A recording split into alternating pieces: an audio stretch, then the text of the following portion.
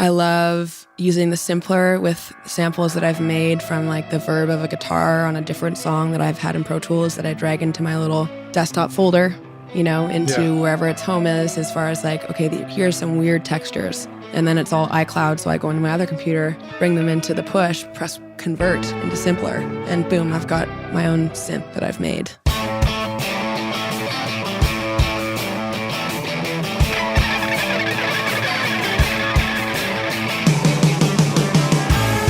Welcome to Recording Studio Rockstars. I'm Lid Shaw, and this is the podcast created to help you become a rock star of the recording studio. Hey Rockstars, it's your host Lid Shaw, and welcome back to Recording Studio Rockstars, bringing you into the studio to learn from recording professionals so that you can make your best record ever and be a rock star of the studio yourself. My guest today is Hayley McLean, a Vancouver-born producer, writer, and instrumentalist. Her musical vision, Texada, is a mix of original styles that infuse elements of transient pop, smooth, hypnotizing vocals, and her fantastic, soulful guitar playing. In doing my research for this interview, I found an endless list of YouTube videos with Hayley playing stunning guitar and singing beautifully, everything from covers of Radar Love to rocking modern country, and original songs with slam and full band productions. However, her newest music seems to also be an intentional departure from some of her country past. Hayley is embracing the ability to produce pop songs with a computer using programmed drums and capturing synths and shimmering otherworldly guitars rather than just straight up traditional rock and roll. However, there's still some traditional rock and roll in there. Influences like Pink Floyd and stuff like you were showing me. Following her Texada Blue release in February of 2016, the track All My Life made its way onto both Canadian and US Spotify viral charts, earning it over 2.8 million streams. And her self-made video for a remix cover of Walking on the Moon was a video shot and edited using only an iPhone. You did that all yourself, right? Yep. Okay, cool. Over the past year, Hayley has been building and performing with a custom live rig that allows her to bring the Texada project to life through a system of looping, keyboards, acoustic drums, and guitar virtuosity to create an engaging and diverse musical spectacle. Thank you also to Dave Kalmusky at Addiction Studios for making sure that I invited Hayley onto the show this summer during the NAMM Festival here in Nashville. Please welcome Hayley McLean to Recording Studio Rockstars. Hayley, are you ready to rock? I am ready to rock, especially after that intro. Wow. All right, good. I hope that helps. I just want you to feel comfortable and good, So like I said, the first thing I heard was this newer music, the Texada project, where you're doing a lot of programmed stuff, and it really is like a nod to pop music, and it's computer meets voice and synths and things like that. And then as I was going through, I started discovering, because it had mentioned in your bio that, you were a guitar player. And I went through and started watching videos. At first I was like, I wonder where the guitar is. And then I listened further and saw that, you on YouTube. And I was like, holy shit, this woman really plays guitar amazingly. And so tell us more about your process. How'd you get started in all this? How did clearly you struck me as somebody who is really, really excellent at playing guitar and singing at an early age? I think, I've wanted to produce music before I even really knew what that meant. My two older sisters always sang. I had a bit of an unconventional upbringing, and we had a lot of time to do nothing. There was nothing to do. We were living on a boat Really? For a couple of years on and off. In Vancouver? Yeah, in Vancouver. So I was born in Vancouver, and then every summer we'd take the boat for about 2 months and go up north. We go to northern BC, sometimes Alaska. We did a big trip to Mexico a few times, did homeschooling. Was this a sailboat? Yeah. Or as my grandfather sailboat. would call it, a stink pot? A stink pot, yep. A little sailboat, 45-foot boat that my parents got. It was a charter boat in Maui, and a dive charter. So it was a bit trashed, and they really know what they're doing on the ocean. And my dad's an awesome mechanic, so fixed it up and lived on that for a while. And my dad always had a guitar. He played guitar, has an awesome ear. Big Jimmy Buffett fan? Not so much, surprisingly. Actually, I think he actively maybe dislikes Jimmy Buffett a little Okay, bit. good. It's good to just take a strong side one way or the other. Yeah. He is a big Beatles and Eagles guy. And my mom is a big blues fan. So that was really what we would do. We'd listen to music and we'd play music and we'd sing. You know how appropriate it is that I you're know. sitting on my console there, the MCI, leaning back as we do this interview. I know. And it's the crossover right there because it did both the Eagles, Hotel California, and Margaritaville for Jimmy Buffett. So when you told me stitching it together there. When you told me that, my heart was a little bit aflutter. Hotel California. I always say I wish that I could hear that for the first time now. Versus like when I was a kid, I was obsessed with it. When I was like 6 years old, I was like, this is the best thing ever. Yeah. If I could just play this solo, then life is easy. It's one of those songs that when I sort of went back to it and listened to it again, which I'll admit was after I, got the console too. I felt like I wanted to know it better. And listening to it, I realized I was like, Joe Walsh is playing every 2 bars or something, or every bar, it drops in like an iconic. Classic guitar riff that is doubled perfectly on either side. Yeah. And they're very, like you could sing almost every single one of them, Yeah, absolutely. It's incredible. And just even like the writing of that song and the meaning, of kind of excess and as a kid, I just took it really literally, and it was this awesome haunted hotel. Yeah. And as an adult, I can understand it on a deeper level. And I just really wish I could hear it for the first time. I think I'm still struggling to understand it, but that's all right. Yeah, it's, I think I'll always get to a new level with it.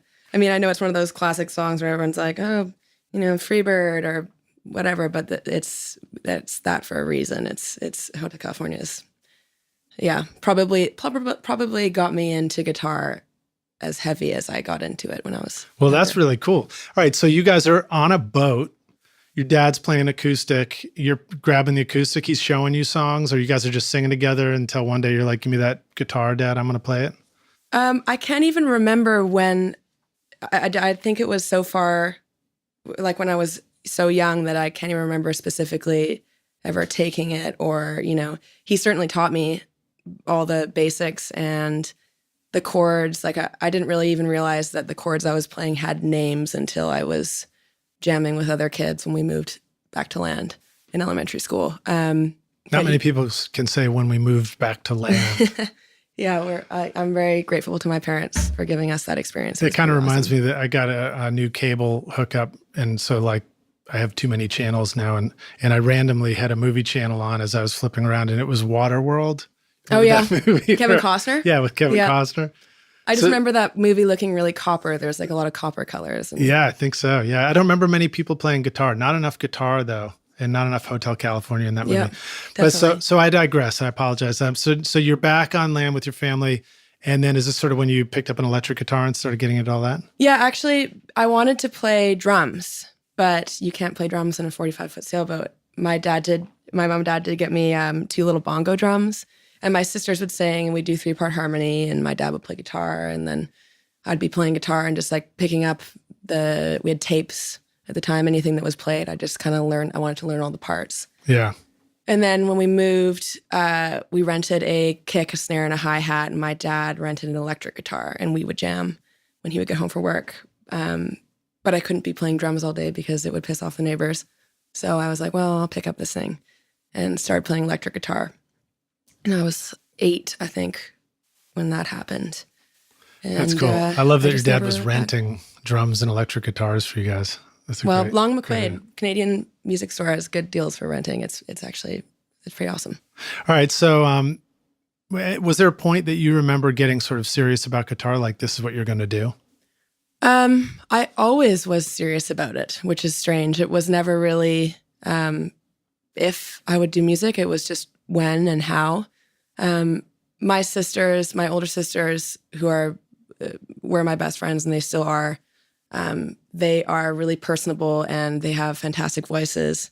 And I just kind of had in my head that we were going to be a band and we'd do this together forever because we were in a band and we had just grown up playing together. It was really natural and we were always together anyhow. And so when I graduated high school, I said, okay, I'm going to put together like a tour. We're going to do this, and we'll write some songs together. We'll go in the studio. I can produce them. We'll figure it out.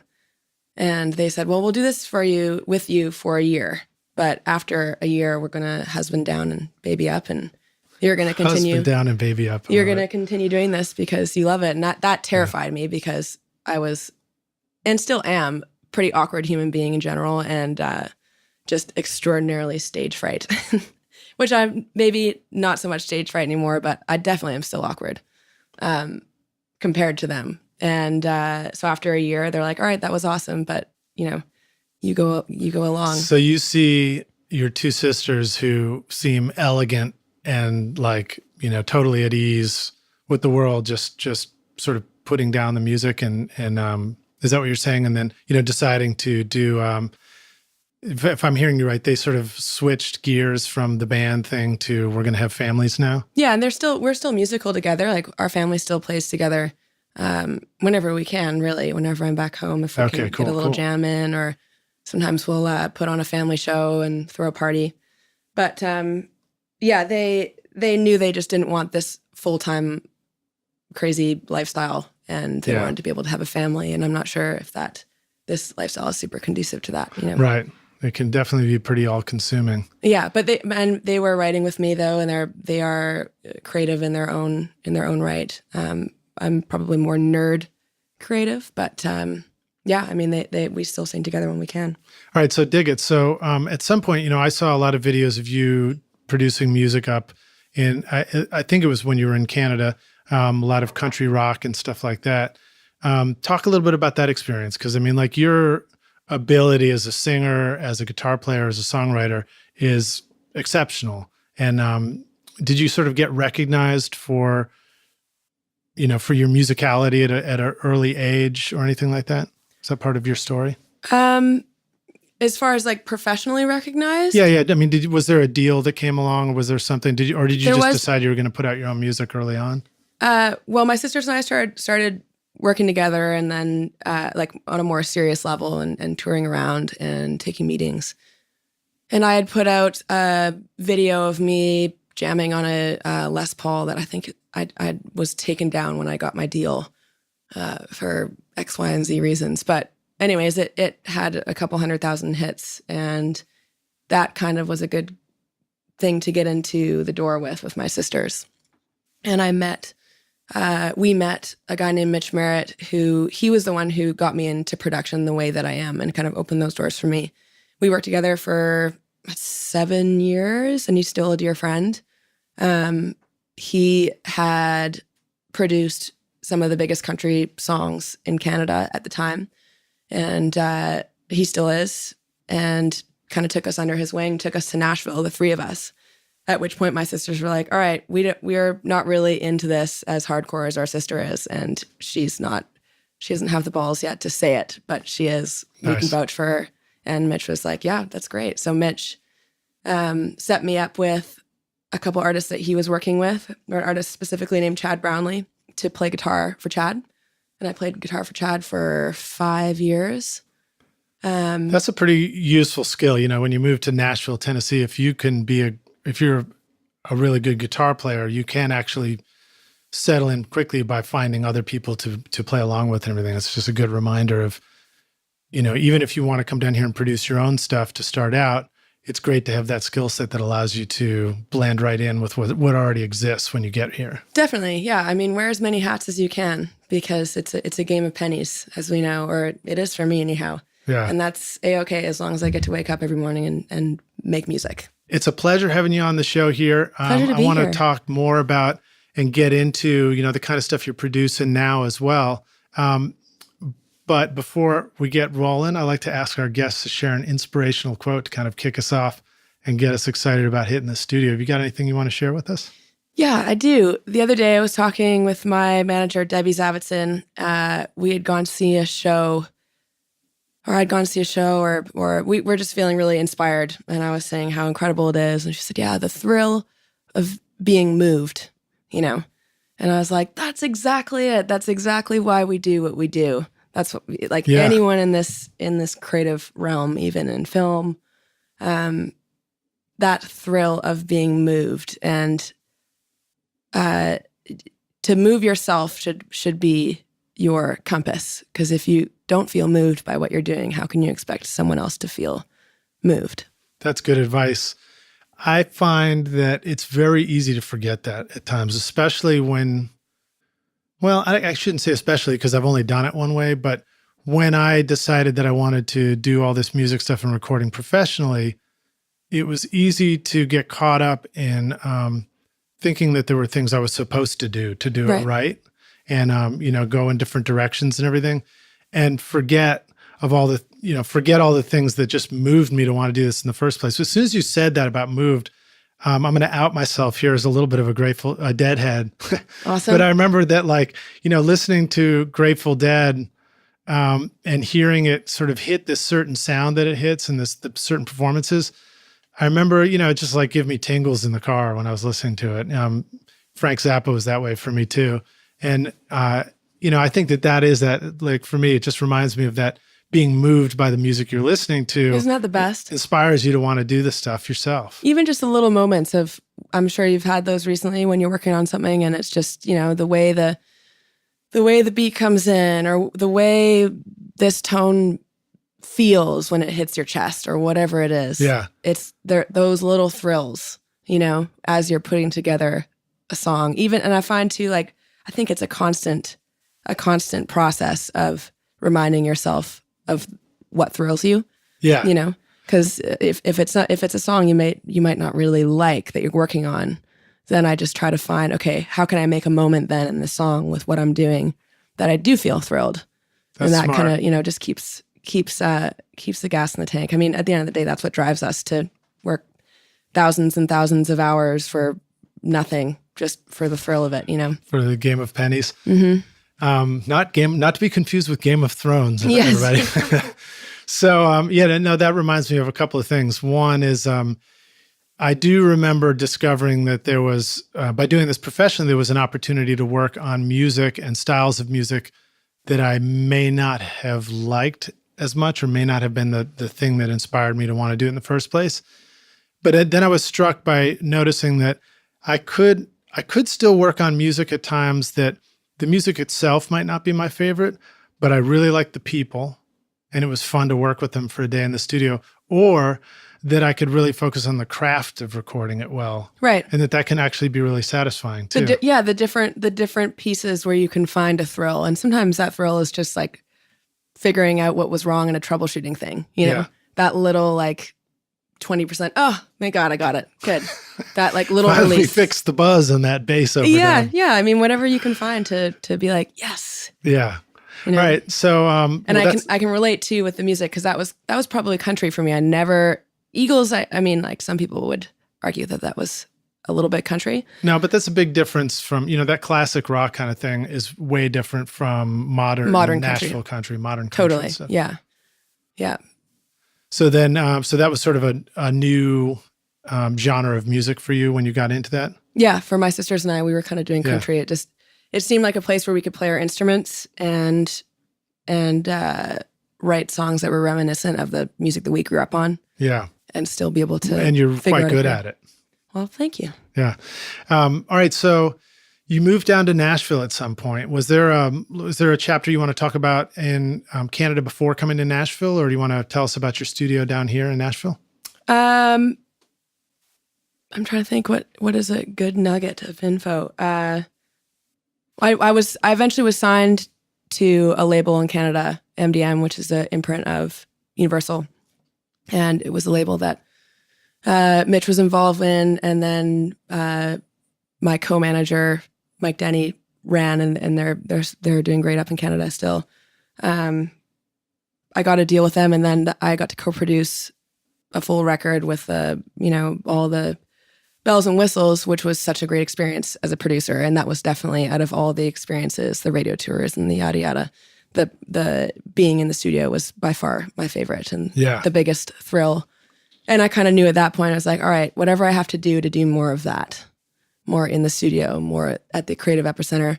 But in the email that you'd sent me with some questions about a good setback that you had. Right. You know, A something you moment like of an important failure. Yeah, and that was an important failure, and it wasn't a failure per se. I think that one of the songs did go top 30, but there was a lot of excitement around it, and I believed the excitement. I was like, oh, okay, all right, this is gonna be this won't be that hard then.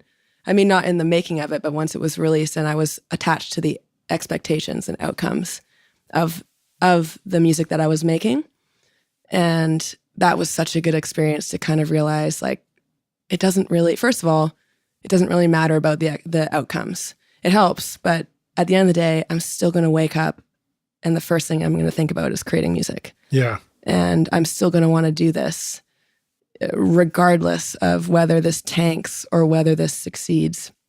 And that was the aha moment too, of like, oh, I need to make a buck, but I don't need this to be super, crazy successful to feel fulfilled and to feel like I'm still wanting to get up every morning and chase down this thrill like I was on fire, Yeah, it's like if every day can be a day in the studio making music and enjoying yourself, that is the success story. That's the success, exactly. Yeah, and while I was doing that stuff, doing the country stuff, a lot of that Texada Blue stuff is old. Walking on the Moon, I made in probably 2012 or something, when I was just really getting to know Pro Tools and producing the record that I did, the country record. So maybe we should jump into that. Tell us about Walking on the Moon in that video. Cool. That video. Yeah, I've got a good story about that. That was the first handgun I ever saw, because there's a shot where this door kind of breaks through, and I had to axe it in from the outside. So I got this door, stuck it where the hinges are in the downstairs of the house that I rent with some friends, and had a floodlight outside. I did this probably a little bit too late, at like 11 p.m. And I guess someone drove by and saw some woman axing in a door and called the police. And so I come back in after like 15 minutes of some hard axing, and my roommate's like, "Hell, the cops are here!" And I was like, "Fuck. All right, well, I'll just walk out and tell them what was going on. I'm sure they're here because someone called and either complained about the loud chopping noise or the crazy axe lady." And this cop literally jumps out from behind a bush with a handgun pointed at me from about 12 feet away. Wow. At which point... Were you still filming? No, I wish I was. Too bad. I know, that was the thing. I had the camera like duct taped to a mic stand. I mean, by camera, I mean iPhone.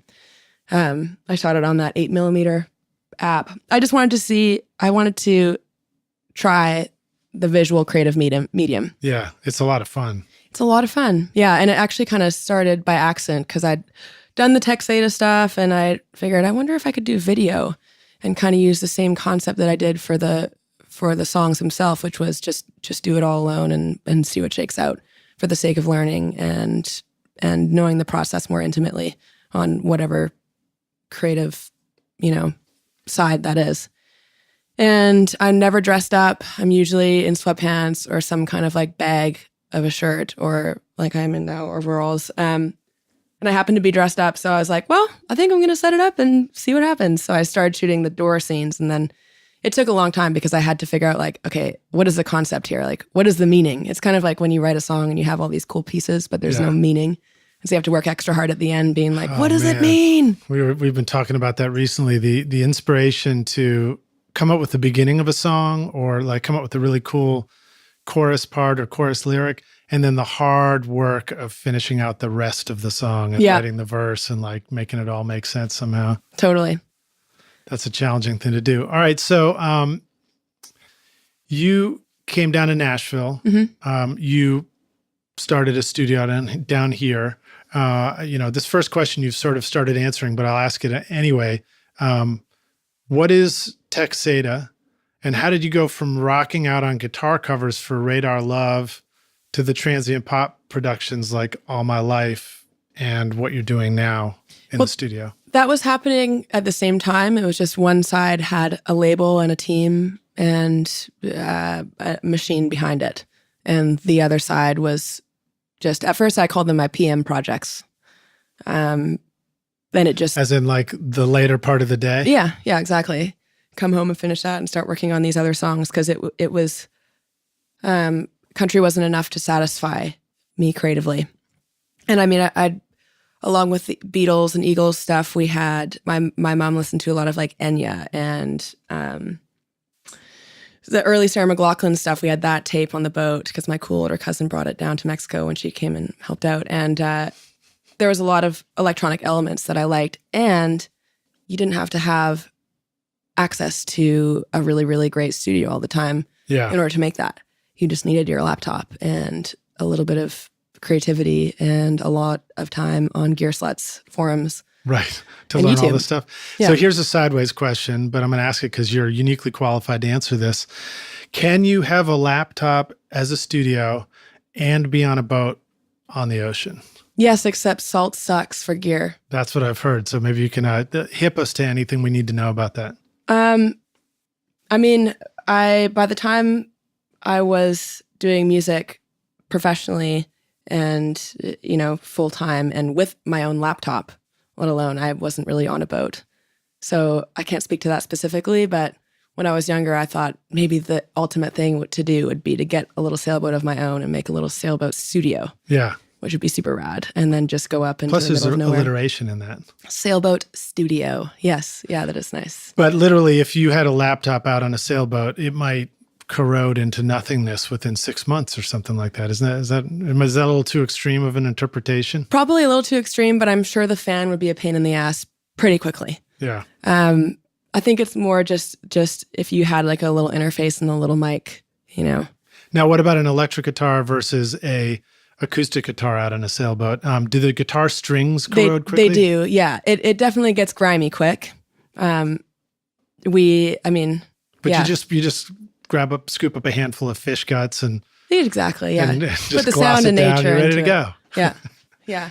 No, I mean you just fix it like when that happens. And I'm sure you'd have to kind of gut it every once in a while, but I don't think it would be extreme, especially in the north. The water isn't as salty. Like in the warmer water, the ocean is extremely salty. Oh, really? Oh, I didn't know that. See, I'm learning all kinds of cool stuff. The rates of like you can hear the sea stuff growing on the bottom of the boat. It's growing so quickly, like barnacles and everything. It's just like a constant. And Rockstars, you thought you were just here to learn about recording music in the studio. Well, think again. All right. So tell us about your studio here. What's it like? When we were talking before this, you implied that you like to really be productive with a simplicity of equipment and gear and stuff like that. Yeah, well, I mean, it was a necessity to be able to be productive with simple gear because gear is pricey. And it is kind of how I learned too, just going rogue and going on YouTube and figuring out, how do you take a plugin to the next level? Like, how do you take a basic software instrument? Don't you just drag Pro it from one track to the track above it? Yeah, exactly. I run it through an amp, Yeah. Or put in different textures, like maybe record something with your iPhone that if it's the right thing, record the sound of a street and put it through, a million different things and automate the crap out of it and make it into a kind of cool drone tone and then change the pitch of that drone tone and print it and use the crap out of Audio Suite if you have a tiny brained computer like I do. How about the DAWs that you like to use? You said you're using a couple of different ones, right? I started on Pro Tools and I got into Ableton about a year and a half ago for live purposes when I was putting together the Texada live show. And I really liked the vertical format that you can do in Session View. I got an Ableton Push, which I adore. And now I create in Ableton and then like the bare bones of the track. And that's also a newer computer, which can handle better software. And then I put that into Pro Tools. I'll either bounce it out individually or I'll just print it. I have both computers running all the time with two different interfaces. And I've been running. So there's still no like one button, magic button. You just push it and it just opens right up in Pro Tools yet? I should be doing Rewire, but my Pro Tools computer is 2011. Okay, all right. So if you wanted to do that, Rewire would be the thing to check out. Rewire. There's another one someone was telling me about. There's definitely stuff you can get that make them happily jiving. It's one of those things where I'm probably doing it. I know I'm doing it a slower way, but it's the way that is fastest for me. Is Happily Jiving going to be the title of your sailboat record one day when you finally get out there? Oh my goodness, it should with a straw be. hat on? Jibe though, B. Oh yeah, Happily Jiving. Happily Jiving. Actually, my daughter, Saray, was just asking me about learning how to sail this summer. And so I was trying to teach her about like tacking and jibing. So there you go. Well, let me know. I'm getting into it. Let me know. I'll help her. Apparently there's a place you can rent sailboats here in Nashville. I'm going to go check it out. Yep, Percy Priest. Percy Priest. All right, so you've got Ableton Live going. You got Pro Tools going. Do you have scads of outboard gear for recording, mics and processors and compressors and all that kind of stuff? I have a VTRC, Tegeler VTRC that I got probably 3 months ago, and I am deeply in love with it. That's the same thing I got right here. Yes. I put everything through it. Like I was saying, I run Ableton into Pro Tools, and as I'm bouncing them out, I now like to send the signal through the Tegeler into Pro Tools and just print into Pro Tools as if I'm using an analog synth. Very cool. Or they're actually Tegeler Audio Manufacturer is a sponsor on the podcast right now. Awesome. Yeah, and so I'm actually just getting to know this. The VTRC that we're talking about, Rockstars, is the Veritube recording channel, and it's got an input section where you can do microphone or line input, or you can just plug in a bass. Have you used it for bass yet? I've used it for synth bass. For synth bass? Yeah. Okay, cool. Just use the jack right on the front and go in that way? Yep. Awesome. And then it's got EQ built in and like a couple of different compressors. Yeah, it's fantastic. It's the first piece of outboard gear that I have.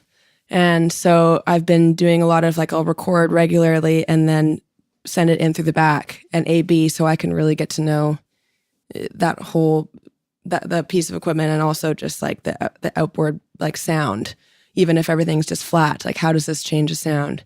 And oh man, it is awesome. I definitely, you get so used to using what you're using, you know, and I'm a creative engineer. I'm good enough to mix something if I need to, but if I'm going to be releasing it, I'd rather send it to a mixing engineer. But for film and TV, I just mix it and it's fine. But A being what the Tegeler does, and just an analog piece of equipment versus what I've been using is incredible. Yeah. It's been a really cool experience. Well, very cool. Well, maybe when I'm going to be making a video to go with this, kind of showing it off, maybe I'll call you up and see if we can do some cool stuff with it or something.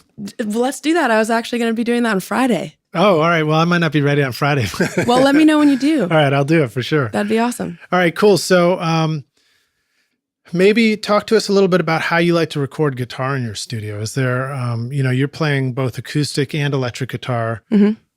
Let's start with some of the traditional ways to get a good full frequency recording of either of those instruments. What are some of the first things you would try to record? So when I was younger, using GarageBand, the first thing I tried a bunch of different things, and it was always with a SM58, because that's what we had for our family band jams. And it's funny because I can really hear learning the multi-track process before even knowing that was a thing, and just the whole trial and error method. And then you get to the point where it's okay, everyone records in the 57, and you find the right spot on the amp. I'm usually recording through a Bad Cat. It's got a 115 in it. Okay, cool. Do you remember the SM58 and the SM57 sounding really different to you, or very similar? Definitely very different. I think when I first was able to record something and multi-track it and then record the drums also, I was just so excited that I made something, made a band by myself. That was awesome. And then it was just kind of a process of figuring out what's this compressor on GarageBand, and what's that? And then meeting Mitch, who was able to be these are what these are, know. That was super helpful too. And to go and watch him work on Pro Tools and him just kind of shed some light on all these things that I'd heard about on gear slots. Because a lot of times too, you go on those gear pages or YouTube, and if you're brand new, it's a little bit intimidating. It's a lot of jargon and nomenclature that you don't know yet, and so it's kind of But if you can take the time to watch the beginner stuff, then you'll be fine. But yeah, it was just kind of like figuring that out and talking to other people and being like, oh, this is how everybody does it. Yeah. And oh yes, the way that everybody does it does sound awesome. So I still use I use a 57. When I first came to town, I had a little M-Box. What was it called? M-Box, not the M. First one I had an M-Box Mini. That's what I got when I got Pro Tools. And I would just mic up the guitar and go direct in. And then I started to learn Waves plugins. And when I first moved to Nashville, that was how I was able to afford the studio, is doing session overdubs and more road gigs. And I still pretty much have the same system, except I go through a Focusrite 8 pre-Claret. It's got those 2 little decent preamps in the first 2 inputs. Mm-hmm. And I still use the same, except now I go through the Tegeler. Nice. So have you evolved? You said you're still using a 57. Have you like dabbled in multiple mics on a guitar amp or any of that kind of stuff? I mean, I'd love to have a 127 or Royer. That would be amazing. But that is the next. That's the next purchase plan. Yeah. That just is going to take a while, and yeah. I'm not financially, there's other stuff that needs more attention, like my old 2011 MacBook. There's a lot of boring stuff that needs attention in studios. Like I need more headphone extension cables, and I need to fix the air conditioner, and being able to afford the rent, like being able to have a studio that's not at my house has also been really helpful. Yeah. Where is your studio? You over in on Berry Hill. Berry Hill, right? Yeah. 2 little rooms, barely enough room for 3 people. But that's all I really need. I'm doing. You want to talk a little bit about your neighborhood though over there, and who some of the other cool people are that are around you, and what that's like? It is such an incredible place to be. I can see why there's over 100 people moving here a day into Nashville. I just would never have the same opportunity financially to own a studio in LA or of course New York, and not to mention how close everybody is. So in Berry Hill, we've got Blackbird. We've got Addiction with Cal Muskie and countless others. We're also close. Pentaveret with Bobby Holland. Right. And so I pretty much see Bobby and Dave Kalmusky and Bobby Holland more than I see anybody, because we're always working, and it'll be like, hey, what are you guys doing? Do you want to go for sushi or whatever it is? Yeah. And so to be able to be so close where it's like, all right, I'll walk up, or, I'll be down in a minute. It's incredible. And just the things that you learn by talking and, going and dropping in on and seeing what session they're doing. And that is so amazing. And that is such a unique opportunity that we have here in Nashville. Yeah. And it's funny, you describe walking around the neighborhood from studio to studio. It's also a neighborhood that doesn't necessarily have any sidewalks. It's sort of a Nashville thing. Yeah. It's just that cozy. Everything's walking distance, but nothing's walking friendly. Yeah. All right. Well, now let's talk about your guitar amp for a sec. So you said you have the Black Cat. Was that it? A Bad Cat. A Bad Cat. Sorry about that. It's got 2 knobs. It's all you need: tone, volume. I also have a Fender Deluxe Reverb reissue 68. Okay. Back at home, I'm still trying to get my Vox down here, because that was Vox, what, an AC30 or something? AC30, yeah. Nice. That was kind of like the first nice amp that I got. That is a nice amp. When I was in latter high school, and then an old hand-me-down DeVille that my dad got from a buddy. That's also at home. When you're miking these amps up with a 57, have you found some favorite spots where you tend to always like the tone? Yeah, with the Bad Cat, I actually like it a little bit closer to the edge of the speaker. And I like to mess around too with like putting the amp in a weird room and sometimes recording it with, a condenser from somewhere else, or just being creative with like, okay, I want something really flat and woofy here. And are you able to put those elements in the other room so that what you're hearing is coming out of the speakers? Is that how you like to record guitar when you're doing it? Yeah. So in my studio, I've got a little overdub room, and that way I can hear exactly what's coming out. I've got the room is so small that anything more than 5-inch speakers, it's overkill. And I've got 2 little JBL 500 or 5-inch that are awesome. Okay. Is there anything to the thinking that you and your guitar want to be in the same space with the amp and that they should be near each other, or anything like that? When I go to a massive studio where they're so isolated, it's definitely I find it more challenging because I get to feel the amp through the wall, which I know a lot of people would say isn't ideal because, you're not going to be feeling it through the little 5-inch speakers. Yeah, exactly. But it helps for creativity. I find that my playing is just a little bit more inspired. Yeah. And I'll listen to it after, and if I don't like it after, then I'll just redo it. What about feedback? I don't have too much issues with that. They're. What about good feedback? When you want feedback as part of your guitar tone? I think they're close enough that it just happens. It just happens still through the wall. Maybe you can just like open the door slightly and just let it come in too, or something like that. When I really want feedback, I'll just walk into the room and go. Yeah. But yeah, I think they're close enough together that happens. It's like the Kemper. My roommate has the Kemper, and he is the Kemper king. He's got it. King. Everything he does sounds perfect out of it. Like it's great. When I play through it, I sound like shit because I'm not used to. There's just a different response. Yeah. And I think the same thing goes for having the amp super isolated. Yeah. Versus being able to kind of feel it through the wall and. Well, comfort is such a huge part of performing, and performing is such a huge part of making an instrument sound good. And then when the instrument sounds good, that's what makes your record sound good. So it's all connected. So when you record in the Bad Cat, you talked about taking your 57 and going closer to the edge of the cone. Yes. And aiming it in slightly. And you mean angling it in towards the center of the cone. Yeah. Okay. What are the things that start to happen when you move the mic too close to the center of the cone that make you not like it and want to move it towards the edge? It feels just a little bit more flat, I guess. Maybe a little bit more woofy. And if that's what I'm going, sometimes I'll go from behind the amp and inside if I want something just weird and okay, cool. But as far as like a more clarity, I like it to be on the outside, facing in a little bit. Do you know who Margaret Glaspie is? I don't. She's a really interesting artist, great guitar tone.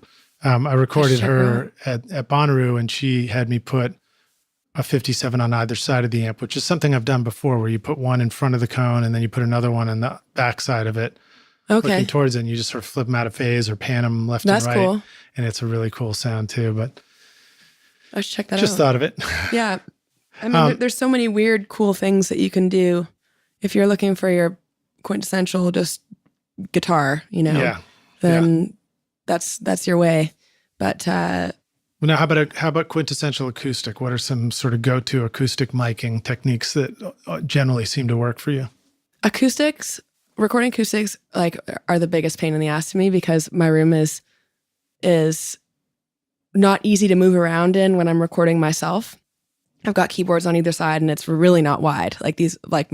One of the rooms feels a little bit like a walk-in closet, which is all I need. But having to be in the exact same position and everything is difficult. Ribbon mic on 12th fret and condenser on the more closer to the bridge, and then also blending with DI if you have DI, just so you have that option. Okay, cool. Sometimes there was 3 times where I got a magic thing happening just with a 57 on the neck, or facing at the 12th fret, and then blending that with a DI.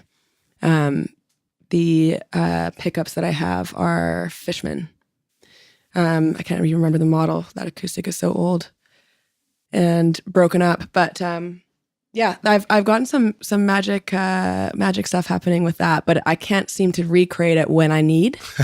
It always is one of the tough things about recording and setups, isn't it? Yeah. It kind of comes in when I'm working on something that doesn't matter, and it's oh, there it is. I try to mark it for every little specific thing, what temperature the AC was at. That's hilarious. But yeah, it just comes and goes for me. When you're putting a ribbon on the 12th fret and a condenser on the bridge, is that something where you'll put them both in mono when you're mixing it back, or will you pan those 2 mics out from each other or anything like that? I put them in mono. Okay, cool. So it's just like a blend of those 2 tones. Yeah.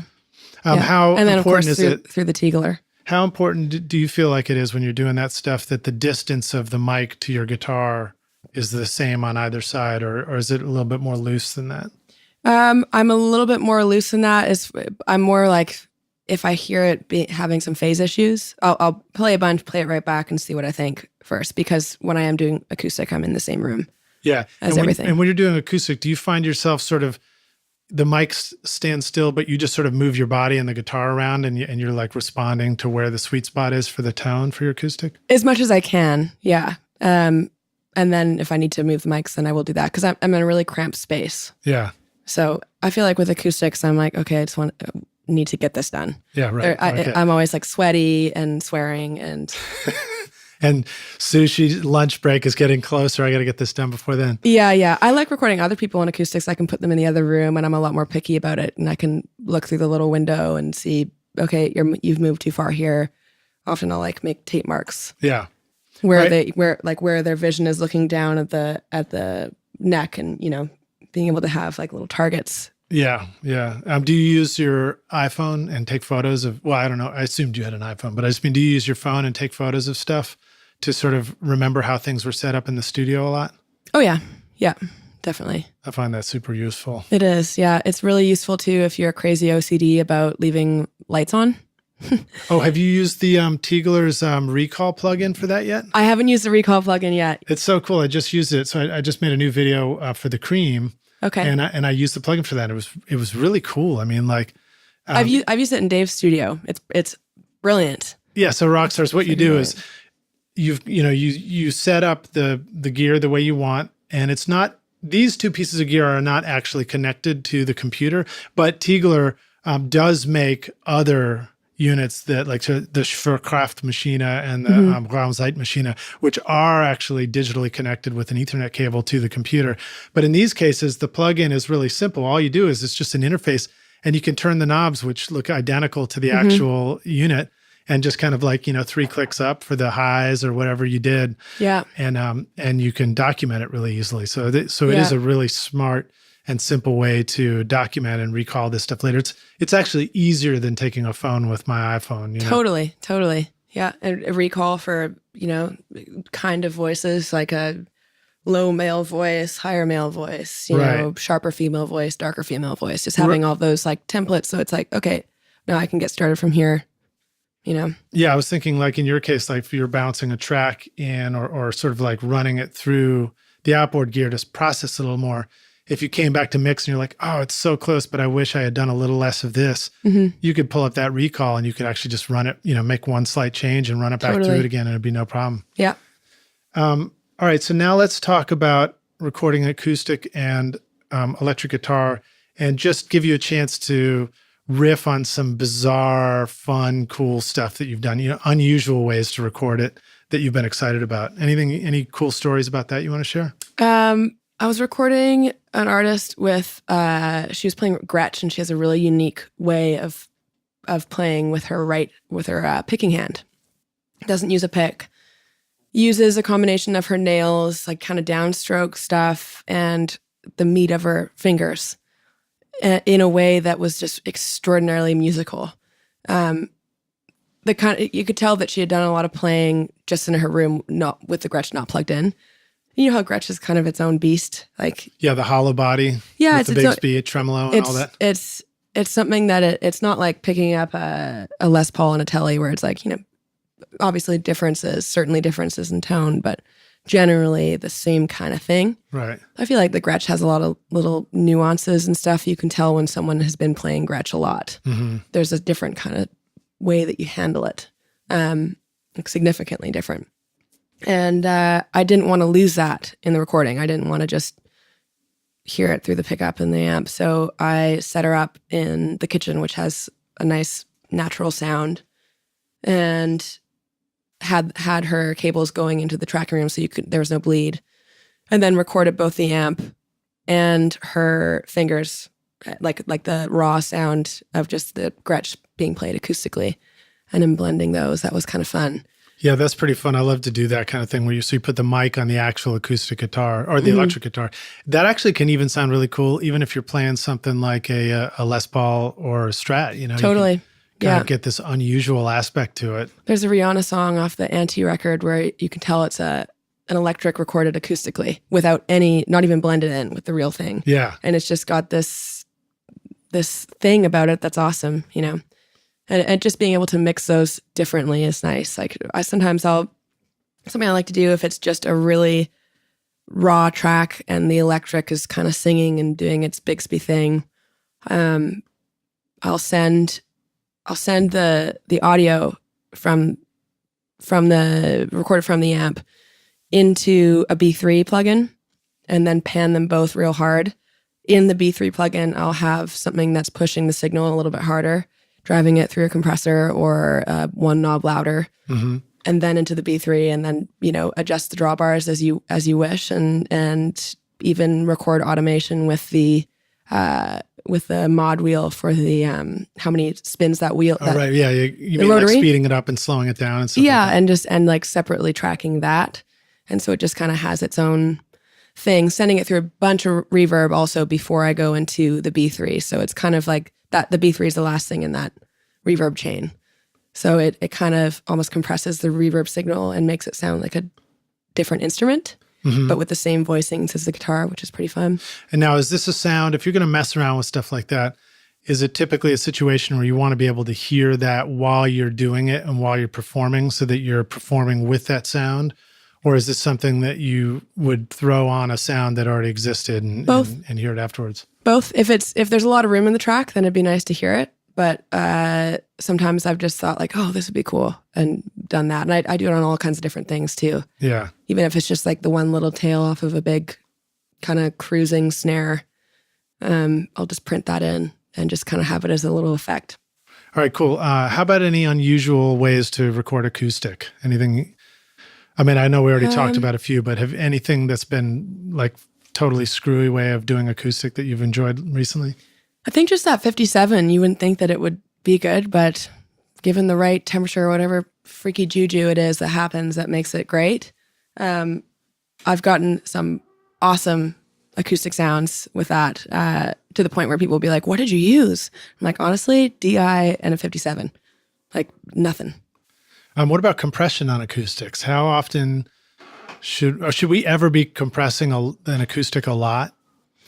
I think there's always going to be a case where some kind of kooky thing like that would be awesome, just depending on, what kind of song you're doing. I only like to put a little bit of compression on it, usually because I'm using acoustics as wingtips on the very edge of the song, right. Or something where I want them to be a little bit more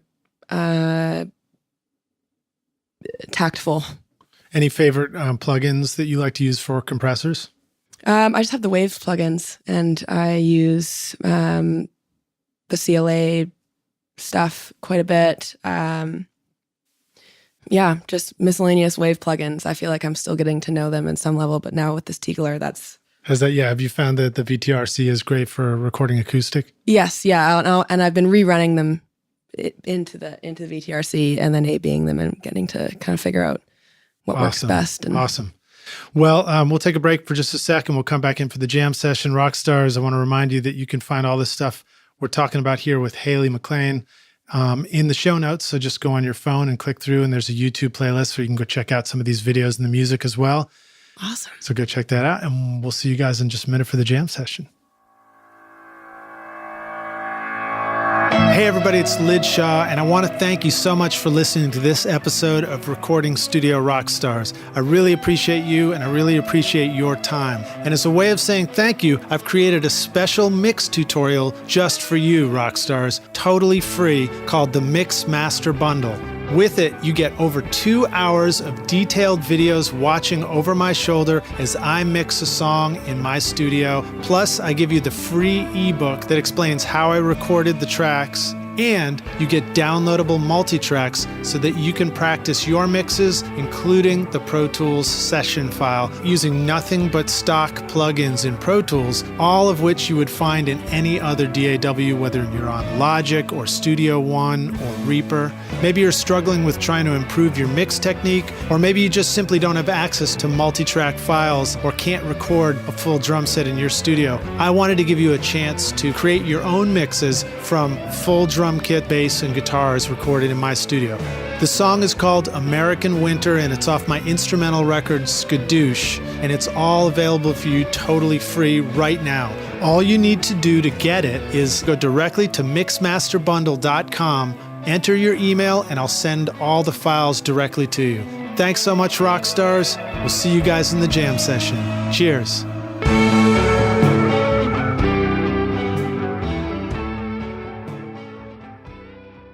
Hey, rock stars, we're back now for the jam session. My guest today is Hayley McLean, and we're going to jump into more topics about guitar, recording in your DAW, singing great stuff, and her super cool live rig. So, Hayley, you ready to jam?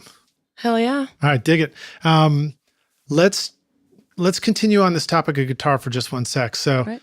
I wondered if you could talk to the rock stars a little bit about, the importance of making sure your guitar's in great shape for recording and for performing. Stuff like, do you have any tips on tuning? Do you want to talk about the importance of new strings versus old strings? What do the rock stars maybe not know about something like intonation yet that you could kind of educate us on a little bit? There are so many variables of personal taste. I think it's really important to know what works for you and to follow that compass. What moments do you find yourself playing the best? What was going on with the guitar? What was it that made you smallin that gap between, thinking and expressing? Smallin is one of my favorite Smallin. words. That's not a word, is it? It is now. It is now. It's on a podcast. Here we go. It's legit. All right. So, that's a good reminder too, because I think a lot of times, if we're recording somebody else too, they show up with their guitar and their rig, and we might have our ideas about it. Maybe some of our ideas are helpful to make their guitar better, and maybe some of them we should just leave it alone because they know what they like. Totally. And if you do have an idea, try to make it feel like theirs. And then that usually is. I like that. That's the giving version of, if somebody else has an idea, try to make it sound like it was yours. Yeah. Well. Yeah. So what about tuning? Give us some good tuning tricks. How do we get? Do we want our guitar in tune before we do this overdub? Yes. Unless you're going around with unless you just want like a nasty sound, obviously. Tuning, I am constantly just making sure that it's right there, because a lot of times I'll be in the moment. Usually I'm recording myself and I'll listen back and be like, oh, that was out of tune. And I've just gotten into a whole thing that I love. And now I've got to go re-record it. And, right. You can try to do the whole polyphonic thing in Melodyne, but that only works sometimes. You get all these weird artifacts. And that's definitely not a cure. So just tune all the time. So it's really easy in that moment of inspiration too, especially when you're starting with one acoustic guitar. Yeah. To get into something and start building it, and then only later to discover that it's like, 10 cents flat or 15 cents sharp or whatever. Exactly. Yeah. Which way is it? Is it usually 15 cents flat or 15 cents sharp? Well, if you have a Gibson, anything detuning is possible. My record, Skadoosh, it's an instrumental record. It's a lot of guitar stuff. And I had tracked it with a guitar that, like, the tone, everything was killer about it. But same thing, like later I found I was like, oh no, it's like, it's not in tune. Mm-hmm.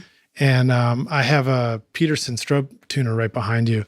And what I had to do was I had to figure out just how out of tune it was and try and find a new tone, and then measure that actual number and put that in the notes, so that every time I did an overdub after that, I like offset the tuner, that amount of cents, 24 cents, and then tune the guitars. That kind of helped, but it was still a nightmare to tune it. It's always an uphill battle. I'm a big preacher of perfection doesn't necessarily equate to being moved. Yeah. Also, and perfection isn't always perfect. I mean, it's like, you say you go to a bend and it's out of tune, but it just feels freaking awesome. Then, well, it feels freaking awesome. Yeah. And it really depends on everything. But as much as you can, just remember to tune.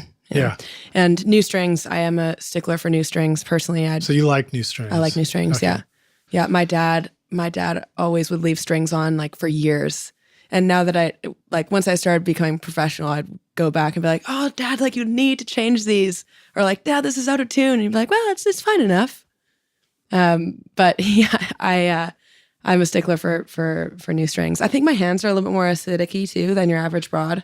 I've seen some people, I've known some guitar players where like, one guy I knew would pick up, if he played my guitar once, I'd come back to it and they would be like, the strings would be corroded. Yeah. And I think it's, I mean, and, not to be unfair that people just have different, different chemistry in the fingertips, I guess. Mm-hmm. But we're all different. It's like the strings behave differently depending on who's playing it.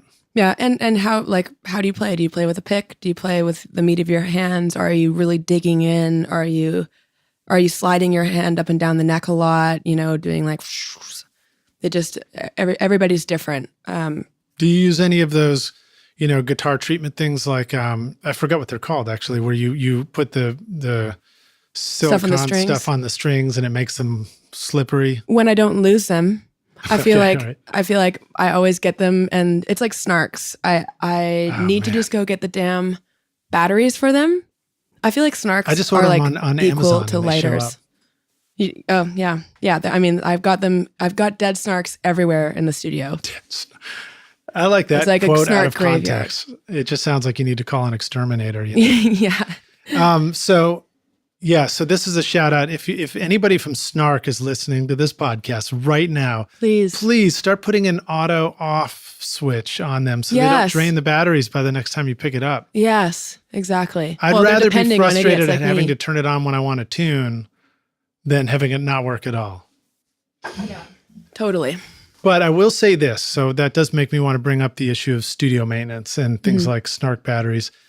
Nowadays, if you just have the Amazon app on your phone, it is so easy to scan the barcode on something or take a photo of something and have it show it to you. And you just find those batteries. Whenever I go around the studio and I see something's missing or we need more of them, I literally just go into the app on the phone, search for it, and just, swipe to buy now and forget about it. And now by the next time I need it, the next session, it's already shown up in the mail, which is pretty cool. It is awesome. You used to have to dedicate an entire day. Yeah, the future. Yeah. You used to have a whole day just for maintenance, just for collecting stuff. What are some other good tuning tools? What are some things that you are like, I hate using those because they suck, or I hate using the strobe tuners because I suck. It takes longer. I have a pretty good ear for tuning, so I rely on that sometimes more than I rely on a snark or you get a better strobe in your head. Yeah, I've got a pedal tuner too, a Boss, typical tuner, and I use that as well. But sometimes there's, especially like check where you're playing too, because just if you check the open strings, that's one thing, but your intonation might be a little bit funky, and it's like, well, I just tuned it, but this A sounds weird. Well, then go make that shape. And if you have to punch in for that one chord, then you have to punch in for that one chord. Yeah, I think that's good advice. And I think I see that a lot. I see people who just keep tuning the open string. I'm like, you're not in tune. And then they go tune the open strings and then they go play the chord again. And it's like but you're I still just not tuned. in tune. Yeah, but you didn't tune the chord you're playing. You tuned something else. That's one of the luxuries of recording yourself is like, especially like I'm sitting right next to my computer. And so if it's one thing, then I'll just rewind, do what I need to, done. What do you like to use if you're doing electric guitar, do you like to use a plug-in tuner that's up on your screen and just let the computer tell you what's going on? Do you like to plug through an actual pedal? Do you just like to have your iPhone out with the tuner mode going? I do all of the above, but mostly outside of the computer. I'll use a computer tuner when I'm struck by an idea and I don't have anything else around me.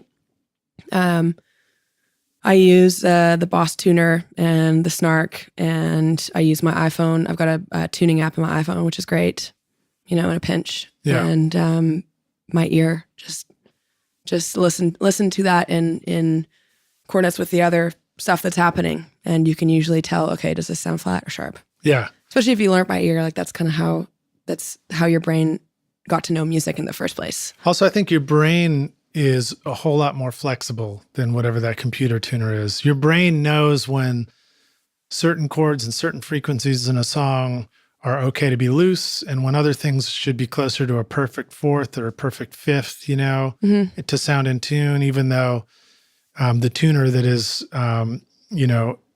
equal tempered tuning might disagree with you. Right. Your brain knows when it's really right. Totally. Use all of the information. Like same thing with advice. Some people will say, "Oh, it's like vocals got to be 1073 or whatever it is," and then another guy might say, "Oh, it's got to be this way." Nobody's wrong. There's nuggets of great information in all of them, but blend them. Use your brain. I think it's good advice to know and recognize that everybody's right. Mm-hmm. It's a tough thing to do at first. All right, let's talk a little bit more about guitar layers. When you're layering guitars, what are some lessons you've learned about tuning as far as that goes? Once again, so important. The more you layer it, it can mask it, but you might track a whole wad of guitars and then want just one part just to be one, and if you weren't anal about your tuning, then it's like, well, this doesn't work anymore. Have you ever, how often do you double up, do like distorted power chords and then add layers of the same thing on top of it?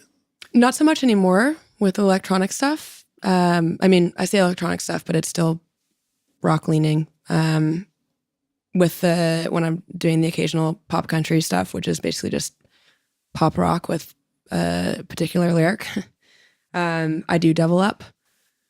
And if it's just a power chord, I'll probably double them and just pan them. Right. But it's not a power chord on the left with another power chord on the left on top of it, necessarily the same one. Yeah, unless I want really specifically, like, okay, this on one side, I might double it up, especially if it's like a clean kind of like a late 90s. You find it's easier to double, if you're doubling that on one side like that, do you find it's easier to double it using the same guitar, different sound, or same guitar, same sound? It really depends. If you switch guitars, do you find that there's more tuning challenges sometimes if you do that? No, I'm tuning between each take anyhow, because I think my guitars probably need a visit to the doctor.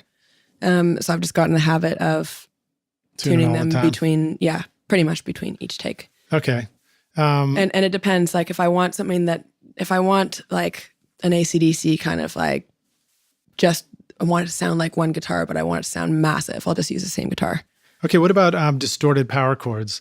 That's a place that I found really challenging sometimes. Like you can, with different guitars and different kinds of distortions, you can individually tune, what your first finger fret on the A, on the lowest string, and then I forgot what we're on the next one. That would be a D or something like that above it. And that's your power chord. And you're like, I checked this note, I checked that note. They're both in tune. But when I go play the power chord, it doesn't sound in tune.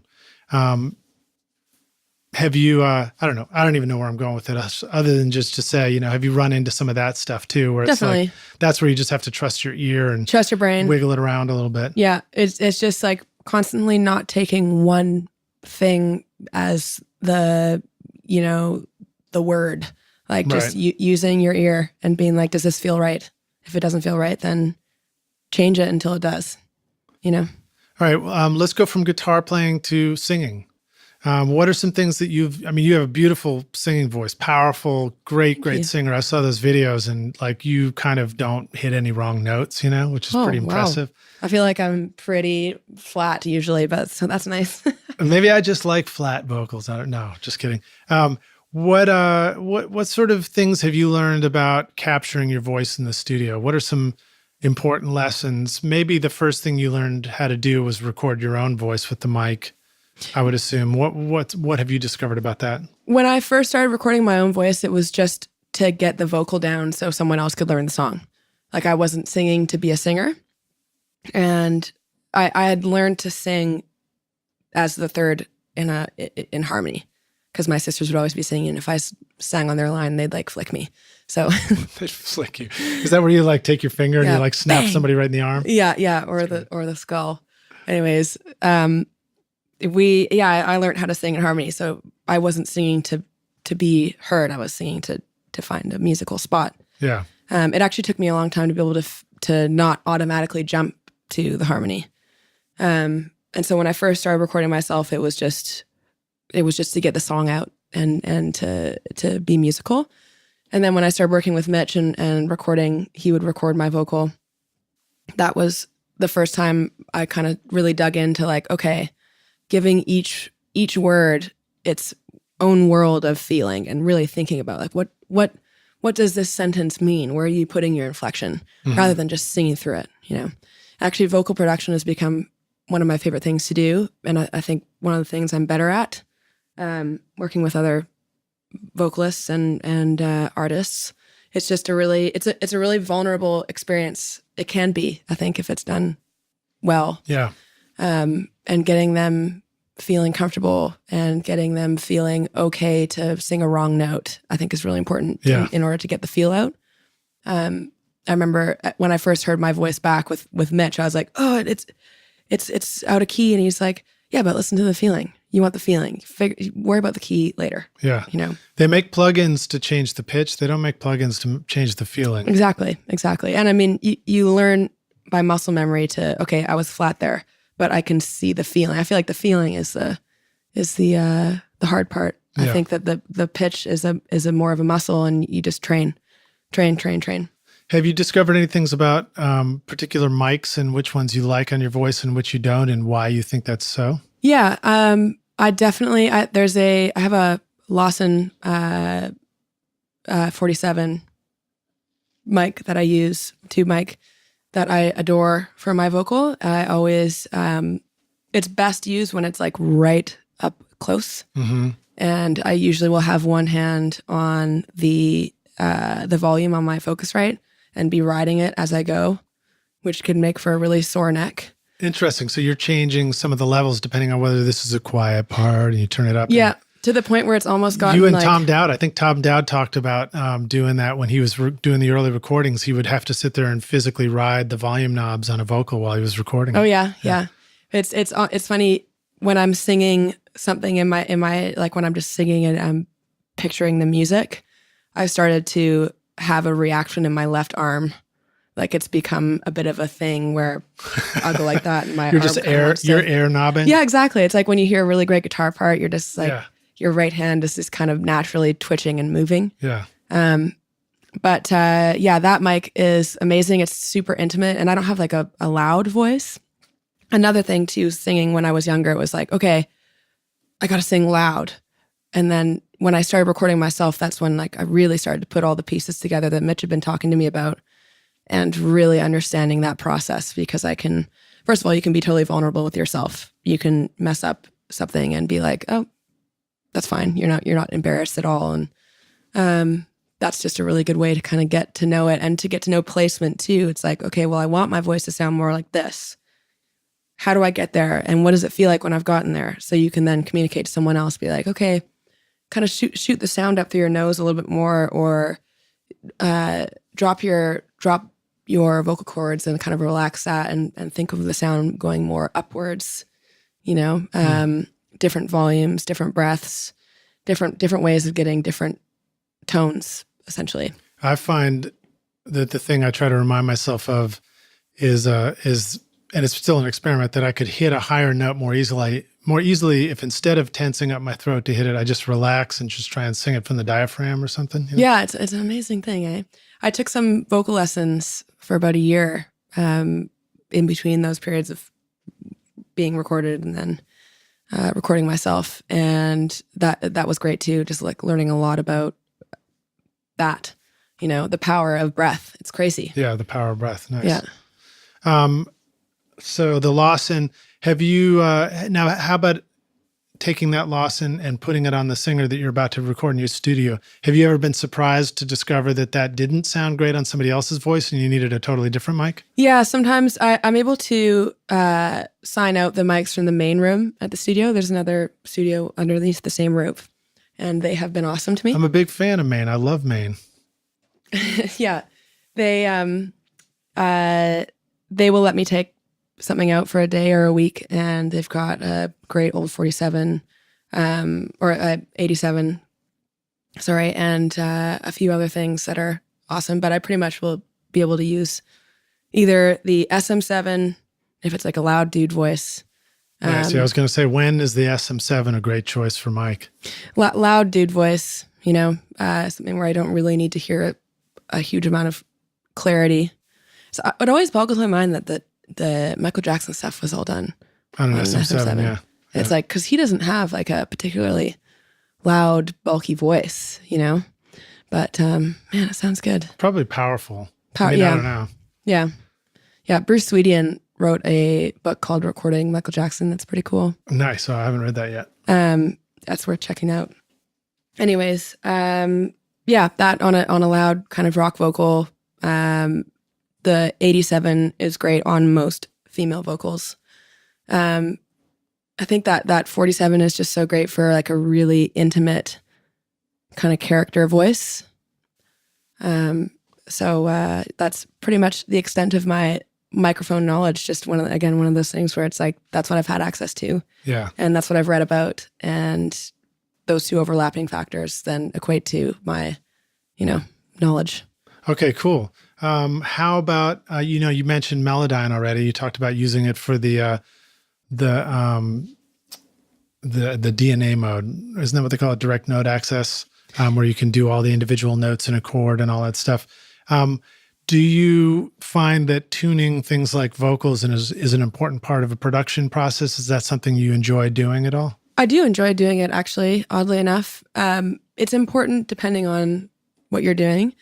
For example, if I'm doing something that's pretty pop or pop country, like what is pop country really these days? It's pop music. Pop in a pickup truck, right? Yeah, exactly. If it needs to sit in a certain area with a lot of other stuff that is very clean sounding, then yes, I think it's really important. For the Texada stuff that I'm doing, I will tune here and there, but there is so much tuned, perfect sounding things out there in the Spotify realm that when I hear something that has some, flat notes or whatever, it's like, oh, yes. Like, it's really funny listening to one of the tapes that we had that I absolutely adored. The first trip to Mexico when I was 6 was Tuesday Night Music Club, Sheryl Crow. Oh, yeah. And track 1 was Run Baby Run. And I remember that was like the first, that song just floored me, like the song itself. I didn't even know what those words meant. But beyond the guitar and like the vibe of the song, like Hotel California struck me. That one just made me, it was just like, why do I feel like this? I still adore that song. But you listen to it now, if it comes on the radio, it sticks out. It's like, right. What is that? Oh, it's Sheryl Crow. It's like, it's imperfect and it's awesome. Yeah, I think one of the videos I included was you doing a Sheryl Crow cover. Oh, yeah. And then another one was that was doing that was I when Will I was Survive, learning. too. You did a disco cover with a nylon string guitar. That was at a family party. That was at one of those things where our family band played last year. That's cool. All right, so let's see. What else do I want to talk to you about? You are now taking your music on the road. Maybe tell us what is Texada, and then talk about creating your live rig that allows you to, create in the studio, but then recreate that as a live musician. So Texada, ironically, I kind of came down to Nashville when I made the move and then got away from country music. Some of those songs were older. Like I'd said, I've been working on them while I was doing the country stuff because it was music that I also wanted to do. And then some of them were new, like All My Life was a newer one that I did when I got here. And then the Texada Gold stuff, which is a separate EP, which is a space travel concept, super nerdy. Oh, yeah. Tell us about that one. You were talking about NASA releasing sounds from space, right? NASA had released like the sound of the sun pinging against the Earth's atmosphere, and Interstellar had just come out, and that just, you see like sometimes you'll see a film and you're just like floored, and you just feel like you absorb it into your everyday thinking, and just like even the colors of that, for some reason, just like really struck a chord with me. And you're like, Dad, don't ever go out into outer space, all right? Yeah, yeah, exactly. / let's make sure we don't use pesticides on our fallow field. Oh, that's right. That was the other part, wasn't it? Anyways, mostly just the colors, honestly, like the ice and the isolation of space. And I had just moved down here and had just gotten off the road. And so I was kind of thinking like, all right, I know I want to produce. No one's going to give me the opportunity to produce their record because I'm so new. And, it would be a uphill battle for me because I had only done my country record and I was co-producing that. And I wanted to know the process more intimately. So I was like, all right, you want to be a producer? Then produce. Figure out whatever you got to do, just start. And so I made those two. One was more analog instruments and the other was more electronic. And then that ended up going viral unexpectedly. I had named it Texada after this island, kind of thinking it was like this Texada project, and it was always just going to be a creative outlet that I would have to do on the side or to do in the forefront or whatever it was, just to be able to kind of do whatever I wanted musically. And it ended up going viral, oddly enough. And a couple blogs had found out about it and got some good blog love. And that kind of propelled the whole Spotify thing. Yeah, you said you got 2.8 million plays on Spotify, right? Yeah, I think it's almost at 4 million now, which is crazy. And so it opened up this opportunity to make the music that my heart really wanted to make, which was really cool. And that hadn't happened before. Without, putting you on the spot for details or something, what does it mean that getting millions of plays on Spotify opens up the opportunity? Does that mean, does as an independent artist, does it literally translate into income that can allow you to do something musically? Or does it translate more into opportunities of people being accepting of whatever you do next? What does it mean? The latter. I mean, it does. Spotify, if you own your own masters and you wrote everything yourself, it's not that bad. That said, I didn't exist in the world where, a number one record was going to be a set for life kind of thing. Right. Or a number one song or, a million purchases like that. That's foreign to me. So anytime I make money with music, it's like, oh, awesome. Yeah. Doesn't matter if it's $50 or $5,000. Hey guys, let's go to sushi. Totally. I make money so I can continue to do what I can do. Yeah. Other than that, that's just a All right. So then what were some of the ways that having a lot of, that kind of exposure on Spotify opened doors for you? Basically credibility, I think. And beyond that, even if it hadn't gone viral, it would have opened doors for me production-wise. It did open doors for me production-wise because it wasn't the kind of thing where it was like, oh, you produced it, but who really produced it? Especially being a woman. That's just, people normally assume that there might be it's just, and that's changing really quickly, but I was young and it's easy to think like, oh, there's a bunch of other people involved who kind of did it. Right. So I think I'd proved my worth for working on somebody's record because I could play all the instruments and program stuff and make it sound to a certain degree of quality without having to go and hire a bunch of other people. Yeah. Which just strictly on a financial level is useful, and that's of worth. And was this something where you programmed all the drums and played all the guitars and bass yourself and sang everything, or did you work with other musicians as well? That I did it all myself. The drums on the Texada Gold stuff, which are acoustic drums, those are Andrew Peoples, a buddy from back home who's actually living here now too. So I know Ableton Live is one of the tools that you use to do all this stuff, and I wondered if you wanted to talk about any kind of fun tricks that you've discovered using Ableton Live, just stuff that you enjoy doing. Session mode and the Ableton push is awesome. Yeah. I mean, I've dabbled with other people's machines, and that's great and all, but the push is fully integrated with the DAW, which is awesome. So you'll put loops in and then just kind of trigger them with push, or you'll play the drums by hand with the pads? Play the drums by hand, yeah. So I've gone in and made specific drum pads, whether it's like all from these sample libraries just shared between friends. So like I'll have like the Linn drum, and I'll have like odds and ends, weird sounds, basic sounds, analog drum sounds, just so when I'm writing, I can just have everything right there. Yeah, I think that's really important to be able to have the sounds accessible quickly so you can write quickly and everything like that. It's one thing to explore with new sounds and kind of be under no pressure. It's another thing when you're like, I want to go for this idea and I just need something right away, Yeah. Be organized. Being organized with your with your own sounds is great. And I make a lot of my own samples.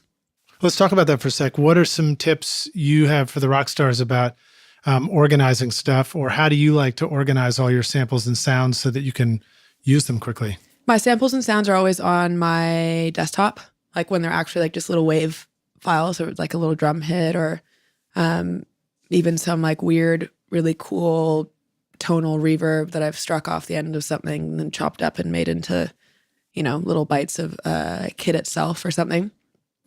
Just being, having everything on my desktop and within my glyphs too. I'm pretty anal about my weekly backups to some kind of hardware.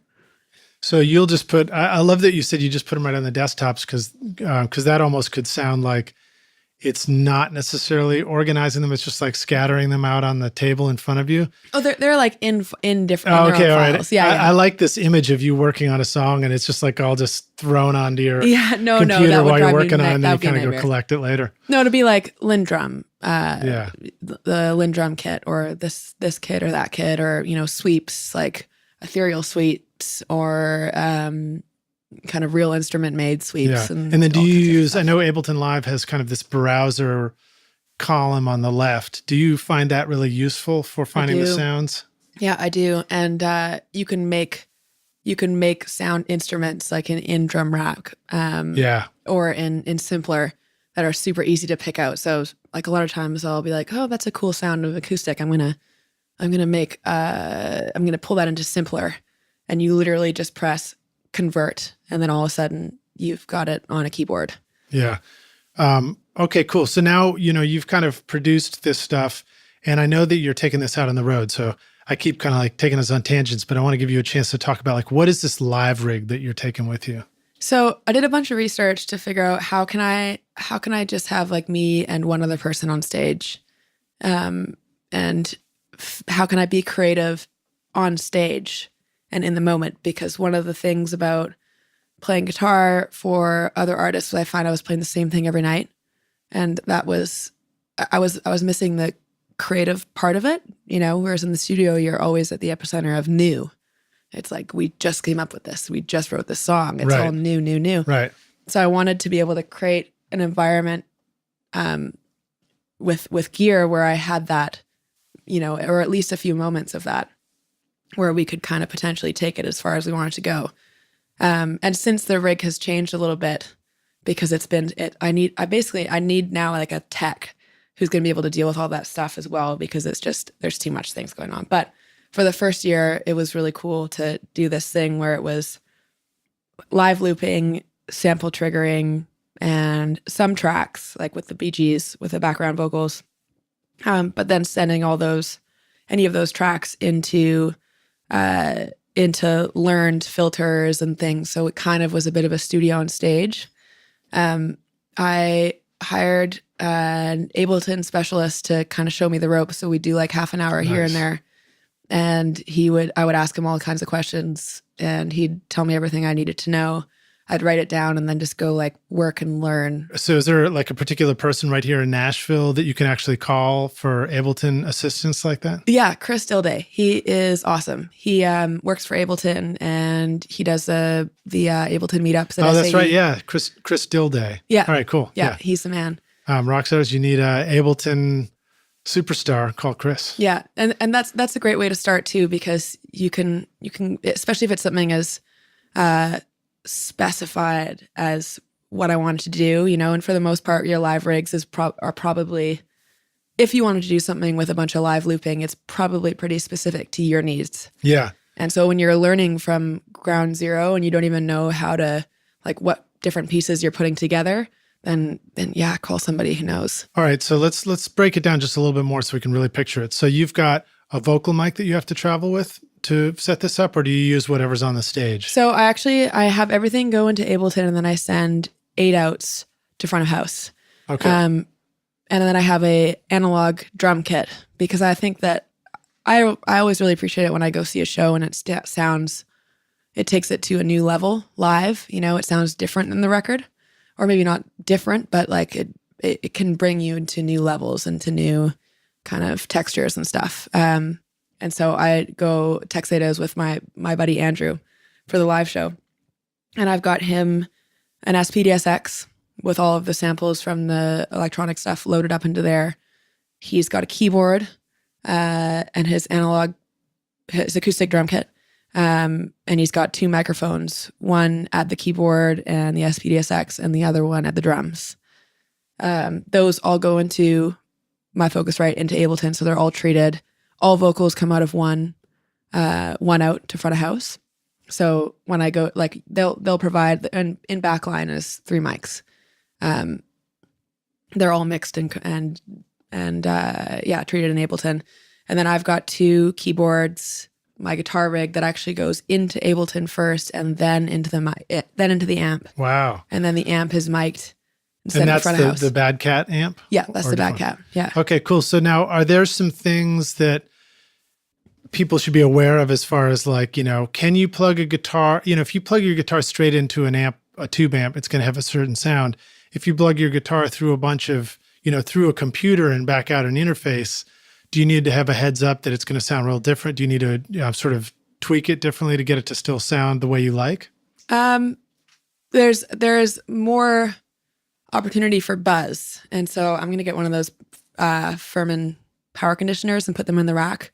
In the rack is also a wireless, so it actually goes wireless into the pedals, then first into the pedals, then into Ableton, because Ableton has the looper. And then I also have an FCB 1010. Oh, sorry, back to the guitar question. Yes, it's just, there's a little bit of buzz. Yeah. Well, no, that's all right. So the looper, I know Ableton actually has a loop plug-in, and then that can allow you to, play something into it. And then you do have like a pedal that you can use as a foot controller that triggers the MIDI controller of some sort? Yeah, so I have a Behringer FCB 1010. Okay. And it's got, you can have 100 different pages, and there's 9 pedals on it. So a lot of information that you can program. And there I have a record, like start loop, end loop button for my guitar, start loop, end loop button for Andrew's SPDSX. And the keyboard loops are either IAC driven, or they are ducked in different cases. So if it's one part in like if I want to be able to jam piano, I'll set my keyboard to the piano and play what I want to, and then if I want to come back into the song the way it was, it'll just unduck, and then everything comes back in. Interesting. So and everything's on scenes, so yeah. So we're sort of following the grid and the tempo of the Ableton song or something, right? Or not? Yeah, generally, but you can program like, okay, here I just want to do what I want to do. And there's going to be nothing in there, and I'll be able to record whatever I want here and there. And that's all scene driven. So that's just like a scene launch thing. So I press one button and it starts at the top of the bar. There is a tempo mapped out for everything, but there's not a length mapped out for everything, because in session mode, it works on a loop basis, or you can set it to a loop basis. You can also set something to like a one shot. So if it's at the start of a chorus and I'm changing scenes, I can have like a one shot, big cymbal, something or other, if Andrew's not playing, and just does it once, and the other stuff I can have like dummy clips on loop. So I don't have to even worry about, okay, I need to be finished this by now. I need to be finished this jam by now. It's like, well, we can go as long as we want. We can add as many things as we want. And being able to automate things as you go is really awesome. So I have everything mapped out to these MIDI keyboards, different effects, different plugins, even being on or off, to make sure the latency is always in check. Is there something involved with this where you're actually capturing each live performance as a recording or anything like that? Not yet. That's the next step.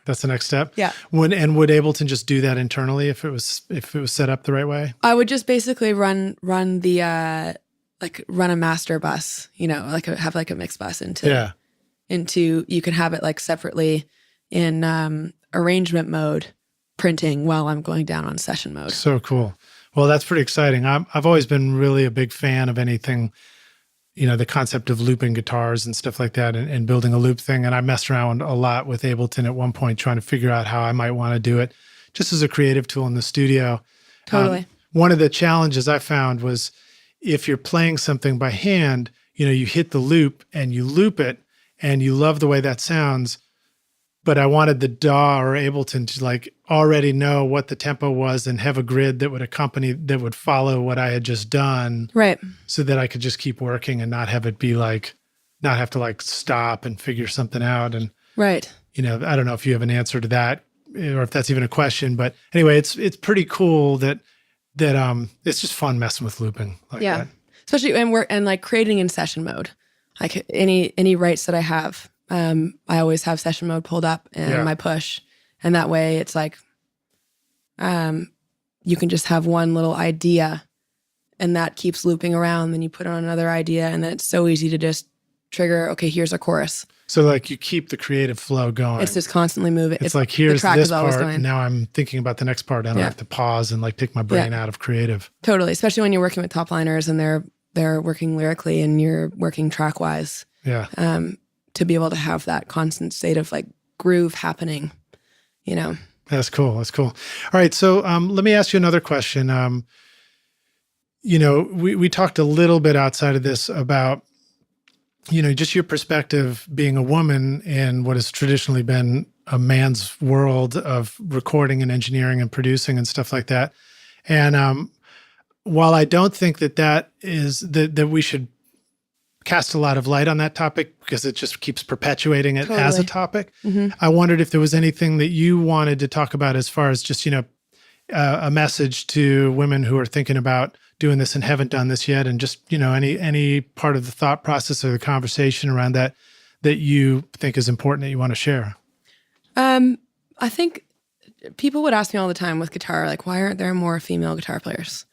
And I don't have an answer for that, but I would imagine what we're used to seeing in media and just in general would have something to do with it. When I grew up, it was like, okay, guitar gods, Jimi Hendrix. That was the first thing that you'd think of when you didn't know anything about guitar, when you think about guitar. And I think just by nature of our generally, binary society, or as it has been for a long time, that you just kind of don't look at that as a woman and think like, you'd be thinking out of the box to, in the first place, be like, that's what I want to really do. That's changing really quickly, which is awesome, just because we're so aware of so many different talents because of the internet, which I think is awesome. Yeah. It is pretty remarkable now with things like Instagram.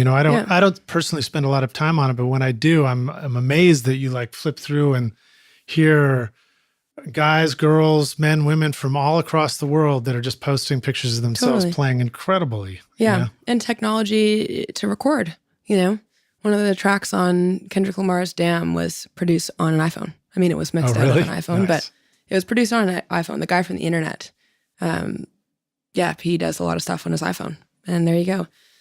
And, have you ever tried the Acapella app?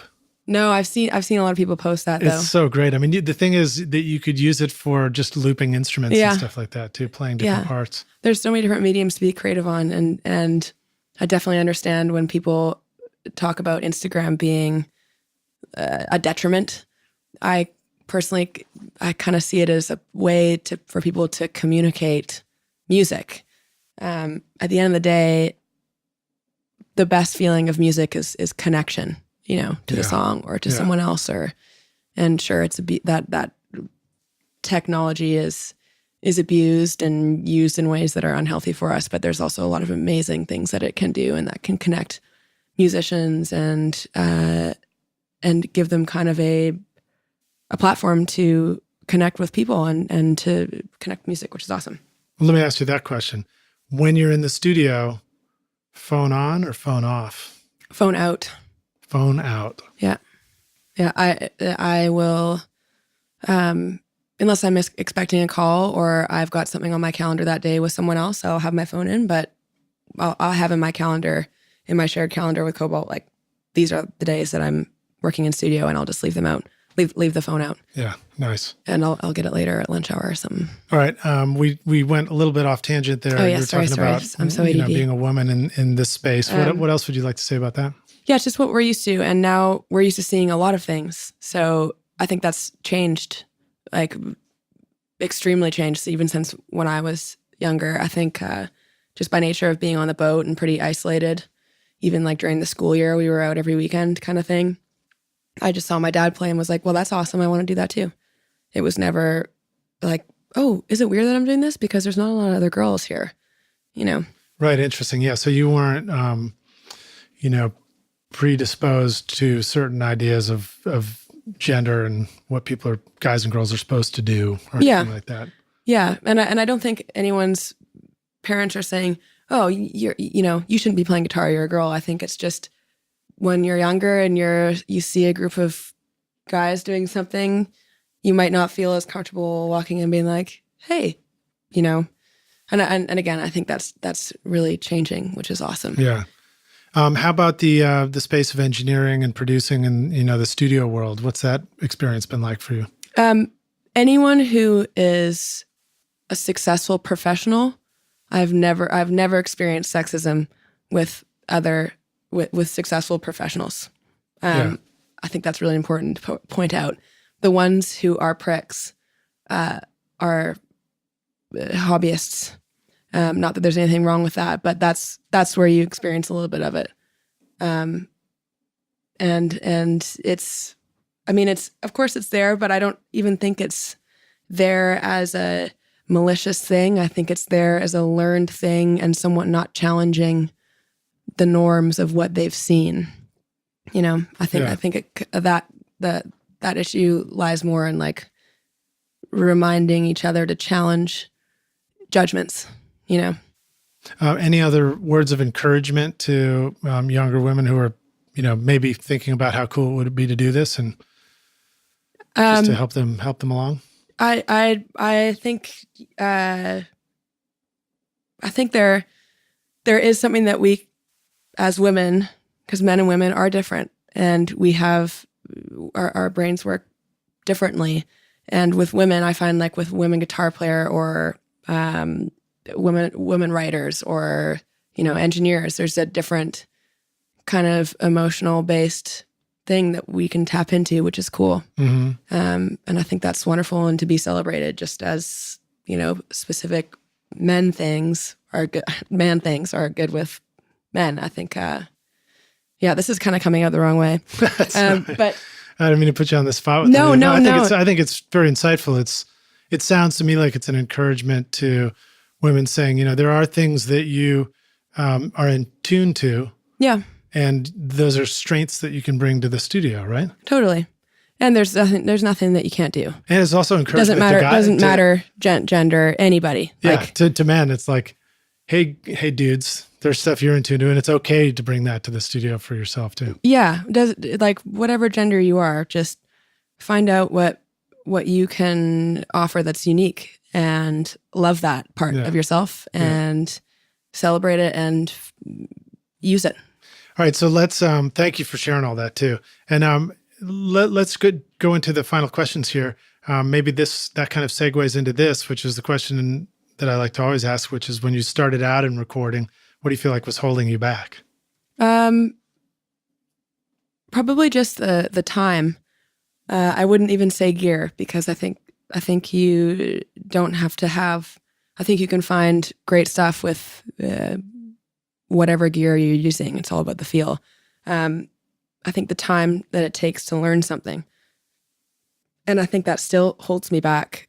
Just as far as it's going to take me a day to get to know this better, or it's going to take me a month to get to know this better. Yeah. There's so much that we want to learn and we get excited about learning. Yeah. And there's so many different ways to learn it. It's all accessible. So it's really just the time that it takes to learn something upon inception of an idea, and then being at the point with the gear or the knowledge or whatever it is to just get it done, You talked about that experience of like sitting down with a guitar and you hunker down and you're getting into it. And just by the time you get into the mode and you're finally like there, you look up at the clock and it's 1 a.m. Oh yeah, and you're with, like, with where editing did where too. did all the time just go? Yeah, yeah. It's crazy. It's wonderful. It's like you just get into a certain wavelength and you blink and then it's all done and it's cool. I mean, hopefully, or maybe it sucks, but either way.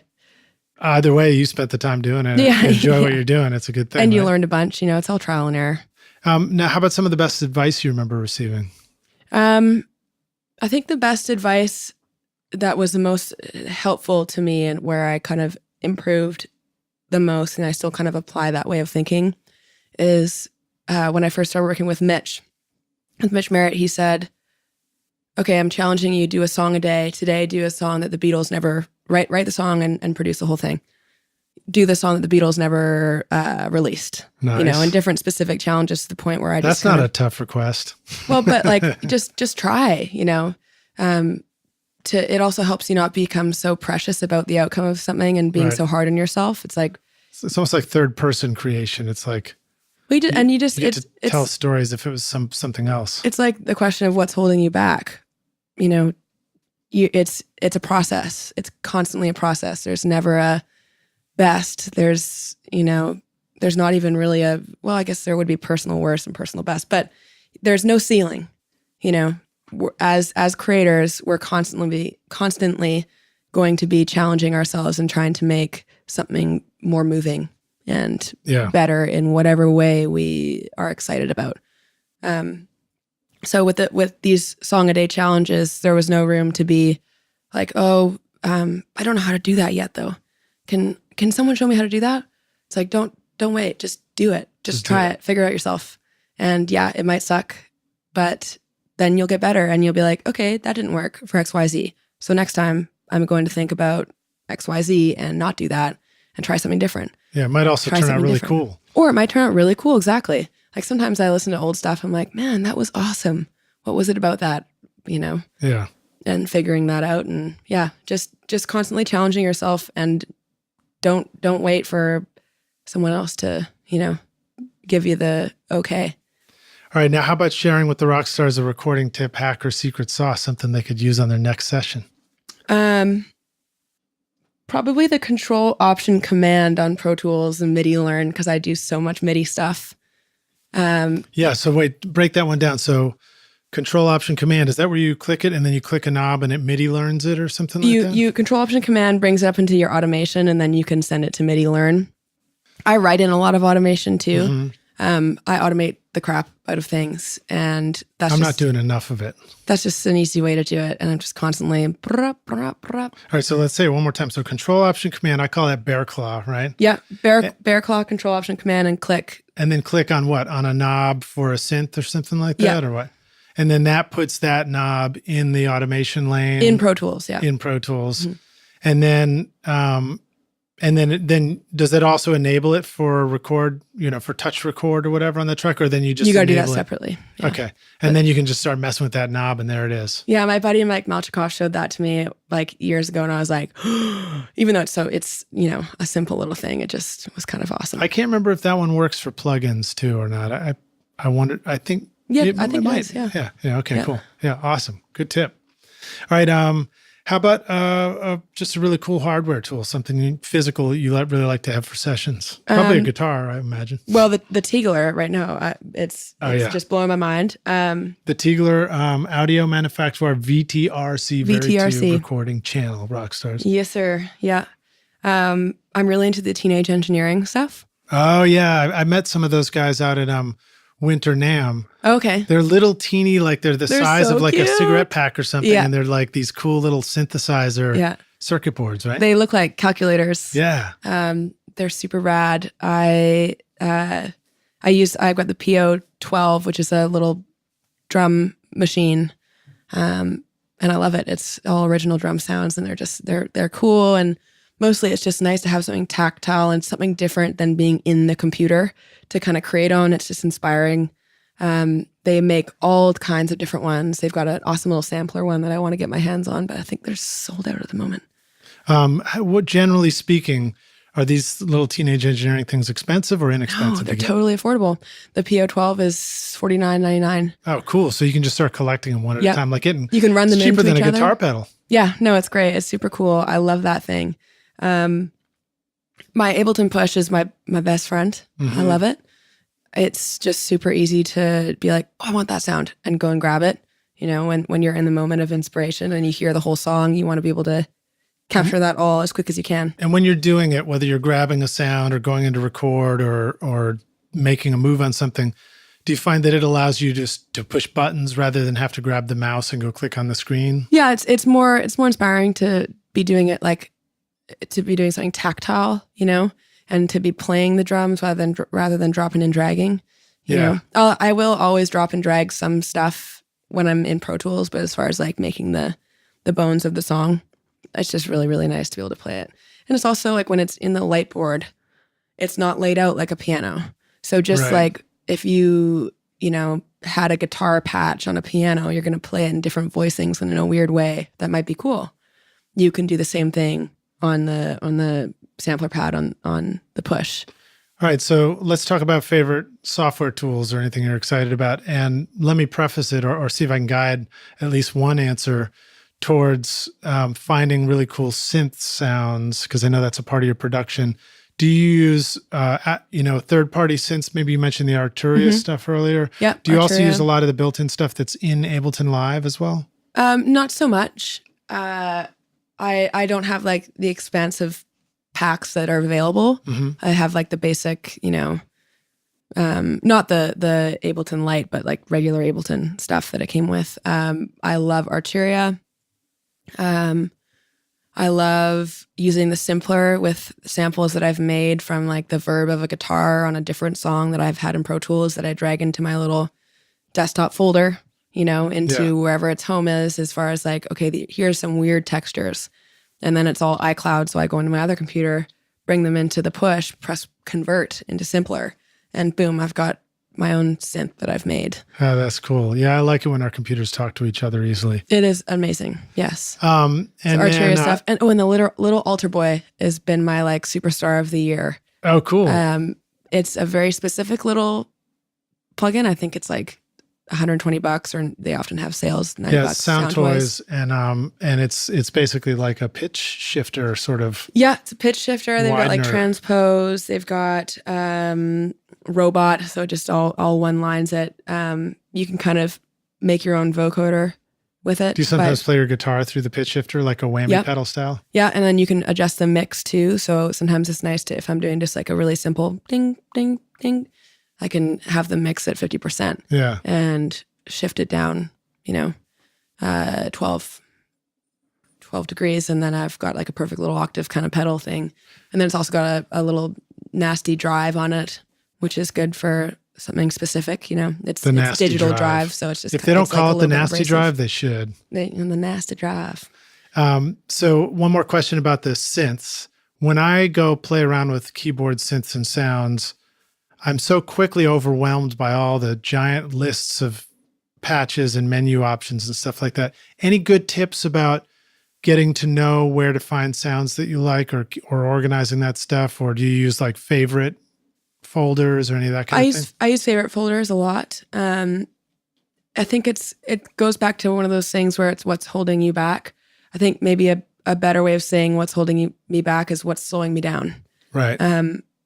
And that would be the time it takes to go watch a really boring tutorial on YouTube and listening to the first minute of chatting where you're just like, okay, let's go. All right, I already subscribed to your video. Show me how to do this thing. Yeah, exactly. Those to me are like the most annoying parts. And when you're learning everything at once, that's when it takes the most time. But just take the time to do it. Like that same, like Contact, for example, is such a powerful really tool, which I feel like I need to go back and watch the beginner tutorials again, because I was so excited to start using it. Watch the beginner tutorials, learn what I need to. And now I hear of these things where someone's talking about, running through this oscillator or whatever it is. And I'm like, oh man, I got to go back and learn more. And the tutorials on YouTube are your best friend. Yes, good advice. And dedicating time to do that. I find that I tend to fill up all the rest of my time doing that. Like I'll sit down to eat a meal and I'm like, Totally. I better watch a video on something and me learn too. something right now. Lunch break. Yeah. Yeah. Lunch break, learn break. Totally. Which is kind of fun. And then sometimes you're like, man, my life is boring. I need to do something else. That's funny. Yes, all right. you So now how understand. about a resource or advice for the business side of doing this? If people want to do this for more than just a hobby, what would you like to say to them? Do as much as you can, do dedicate some time to do something that you are moved by and listen to your own heart. Also, find somebody who is in the industry who is making money and learn as much as you can from them. Yeah. I say that first one because it comes back to you can't expect anyone else to be moved if you're not moved. So if you're chasing like what you think people want to hear, then that's might be important to know how to do that, but don't neglect your own passion. Because I do believe so much in that. And find an ally who is doing it. Reach out to everybody. We were just talking about how awesome the internet can be if you use it in the right ways. There is a whole world of opportunity out there to connect with people. There's airgigs.com, you know. What's airgigs.com? I don't even know about that one. Airgigs is this basically intermediary thing that you put out a page. It's like, all right, my name's Hayley. I do session overdubs, vocal tuning, vocal production. I can do BGs or whatever it is that you do, you know. And then I can't remember what it takes. A couple of my buddies are on it, and it's dandy. They will take like a 15% or 20% cut, but people will find you through Airgigs, and you can get a good rating. It's almost like Airbnb for Airgigs. There you go. Yeah.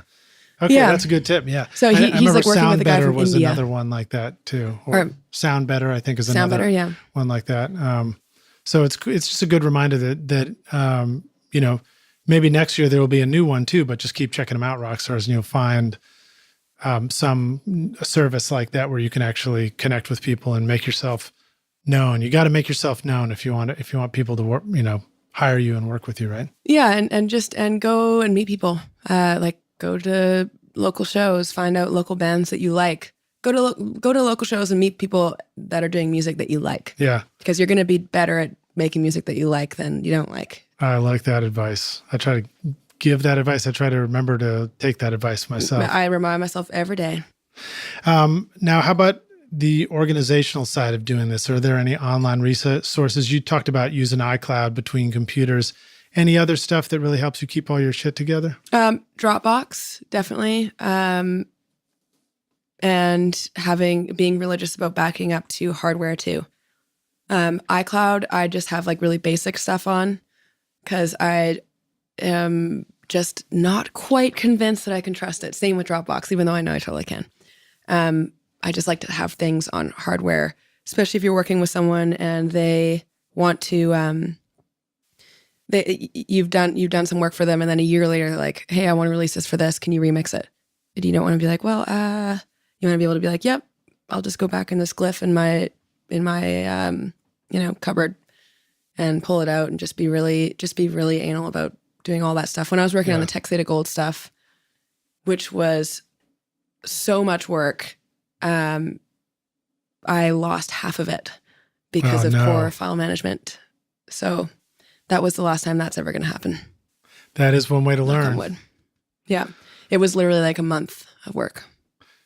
Just had a guest on the show, Kyle Andrews, and he was telling some stories like that where his first record, you know, hard drives were still expensive and he didn't know any better. So he burned all the CDs for the record, the CD-ROMs, and then he just deleted everything so that he'd have room on his hard drive to start making the next record. Yeah. And then people came along later and they were like, well, let's remix this and remaster it. And it wasn't there anymore. Yeah. Yeah. Brutal. So, all right. Just like at the end of the week or like, if I got a lot done in one day, I'm so anal about it that I have a little glyph that I take home with me in case the studio was to burn down and in case Dropbox and iCloud failed. Like I'm like very OCD about it. Yeah, good call. it's your living. It's what you're, working so hard towards. Yeah. Yeah. All right. Now, let's talk about, this one's hypothetical. So our last question, but we're going to take the studio Wayback Machine. Okay.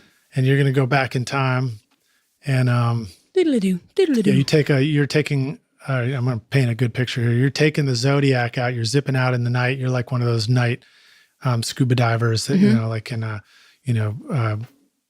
Navy SEAL or something like that. And you're going to go out and you're going to scuba dive and you're like sneak up to the boat, the sailboat that you guys are on. And you're a little kid there on the boat and you come up and you come out of the water and your young self was like, who's fearless anyway, sees this scuba diving older Hayley coming out and says, what are you doing here? And you say, well, I've come back to give you you have to take the what's it called? The thing you breathe out of, the snorkel. You got to take the snorkel out of your mouth first. And you say, I've come back to give you this one bit of advice. Here's the single most, and then you also have to take your goggles off. Right, yes. Here's the single most important thing you need to know to be a rock star of the recording self. I screwed it up. Here's the single most important thing you need to know to be a rock star of the recording studio yourself one day. What advice would you give your young self? That's a very detailed, great question. You're very kind.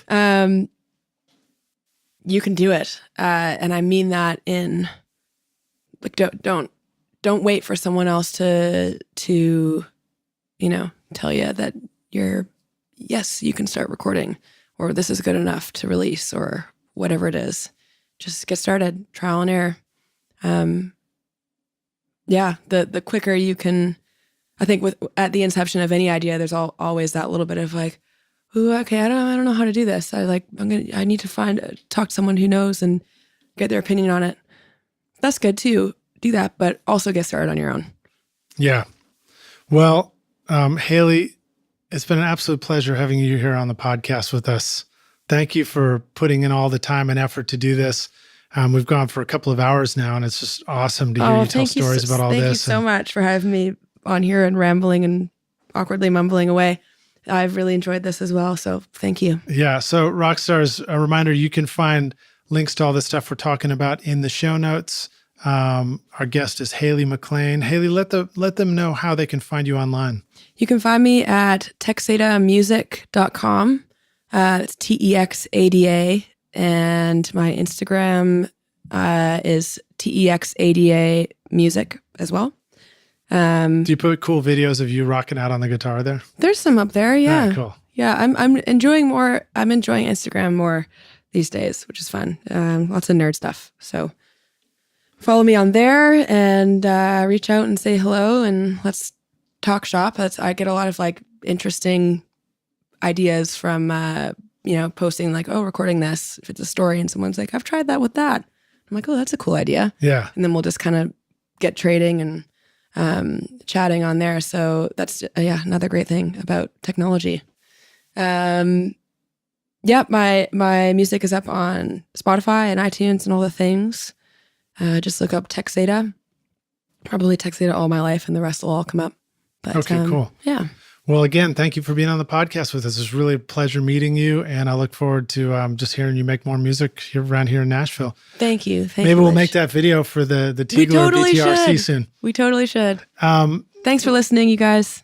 Yeah, thank you, Rockstars, for putting in the time to listen too. Again, links to everything is in the show notes. I put a YouTube playlist together so you can go listen to Hayley's music, and you can just find us on the web at rsrockstars.com.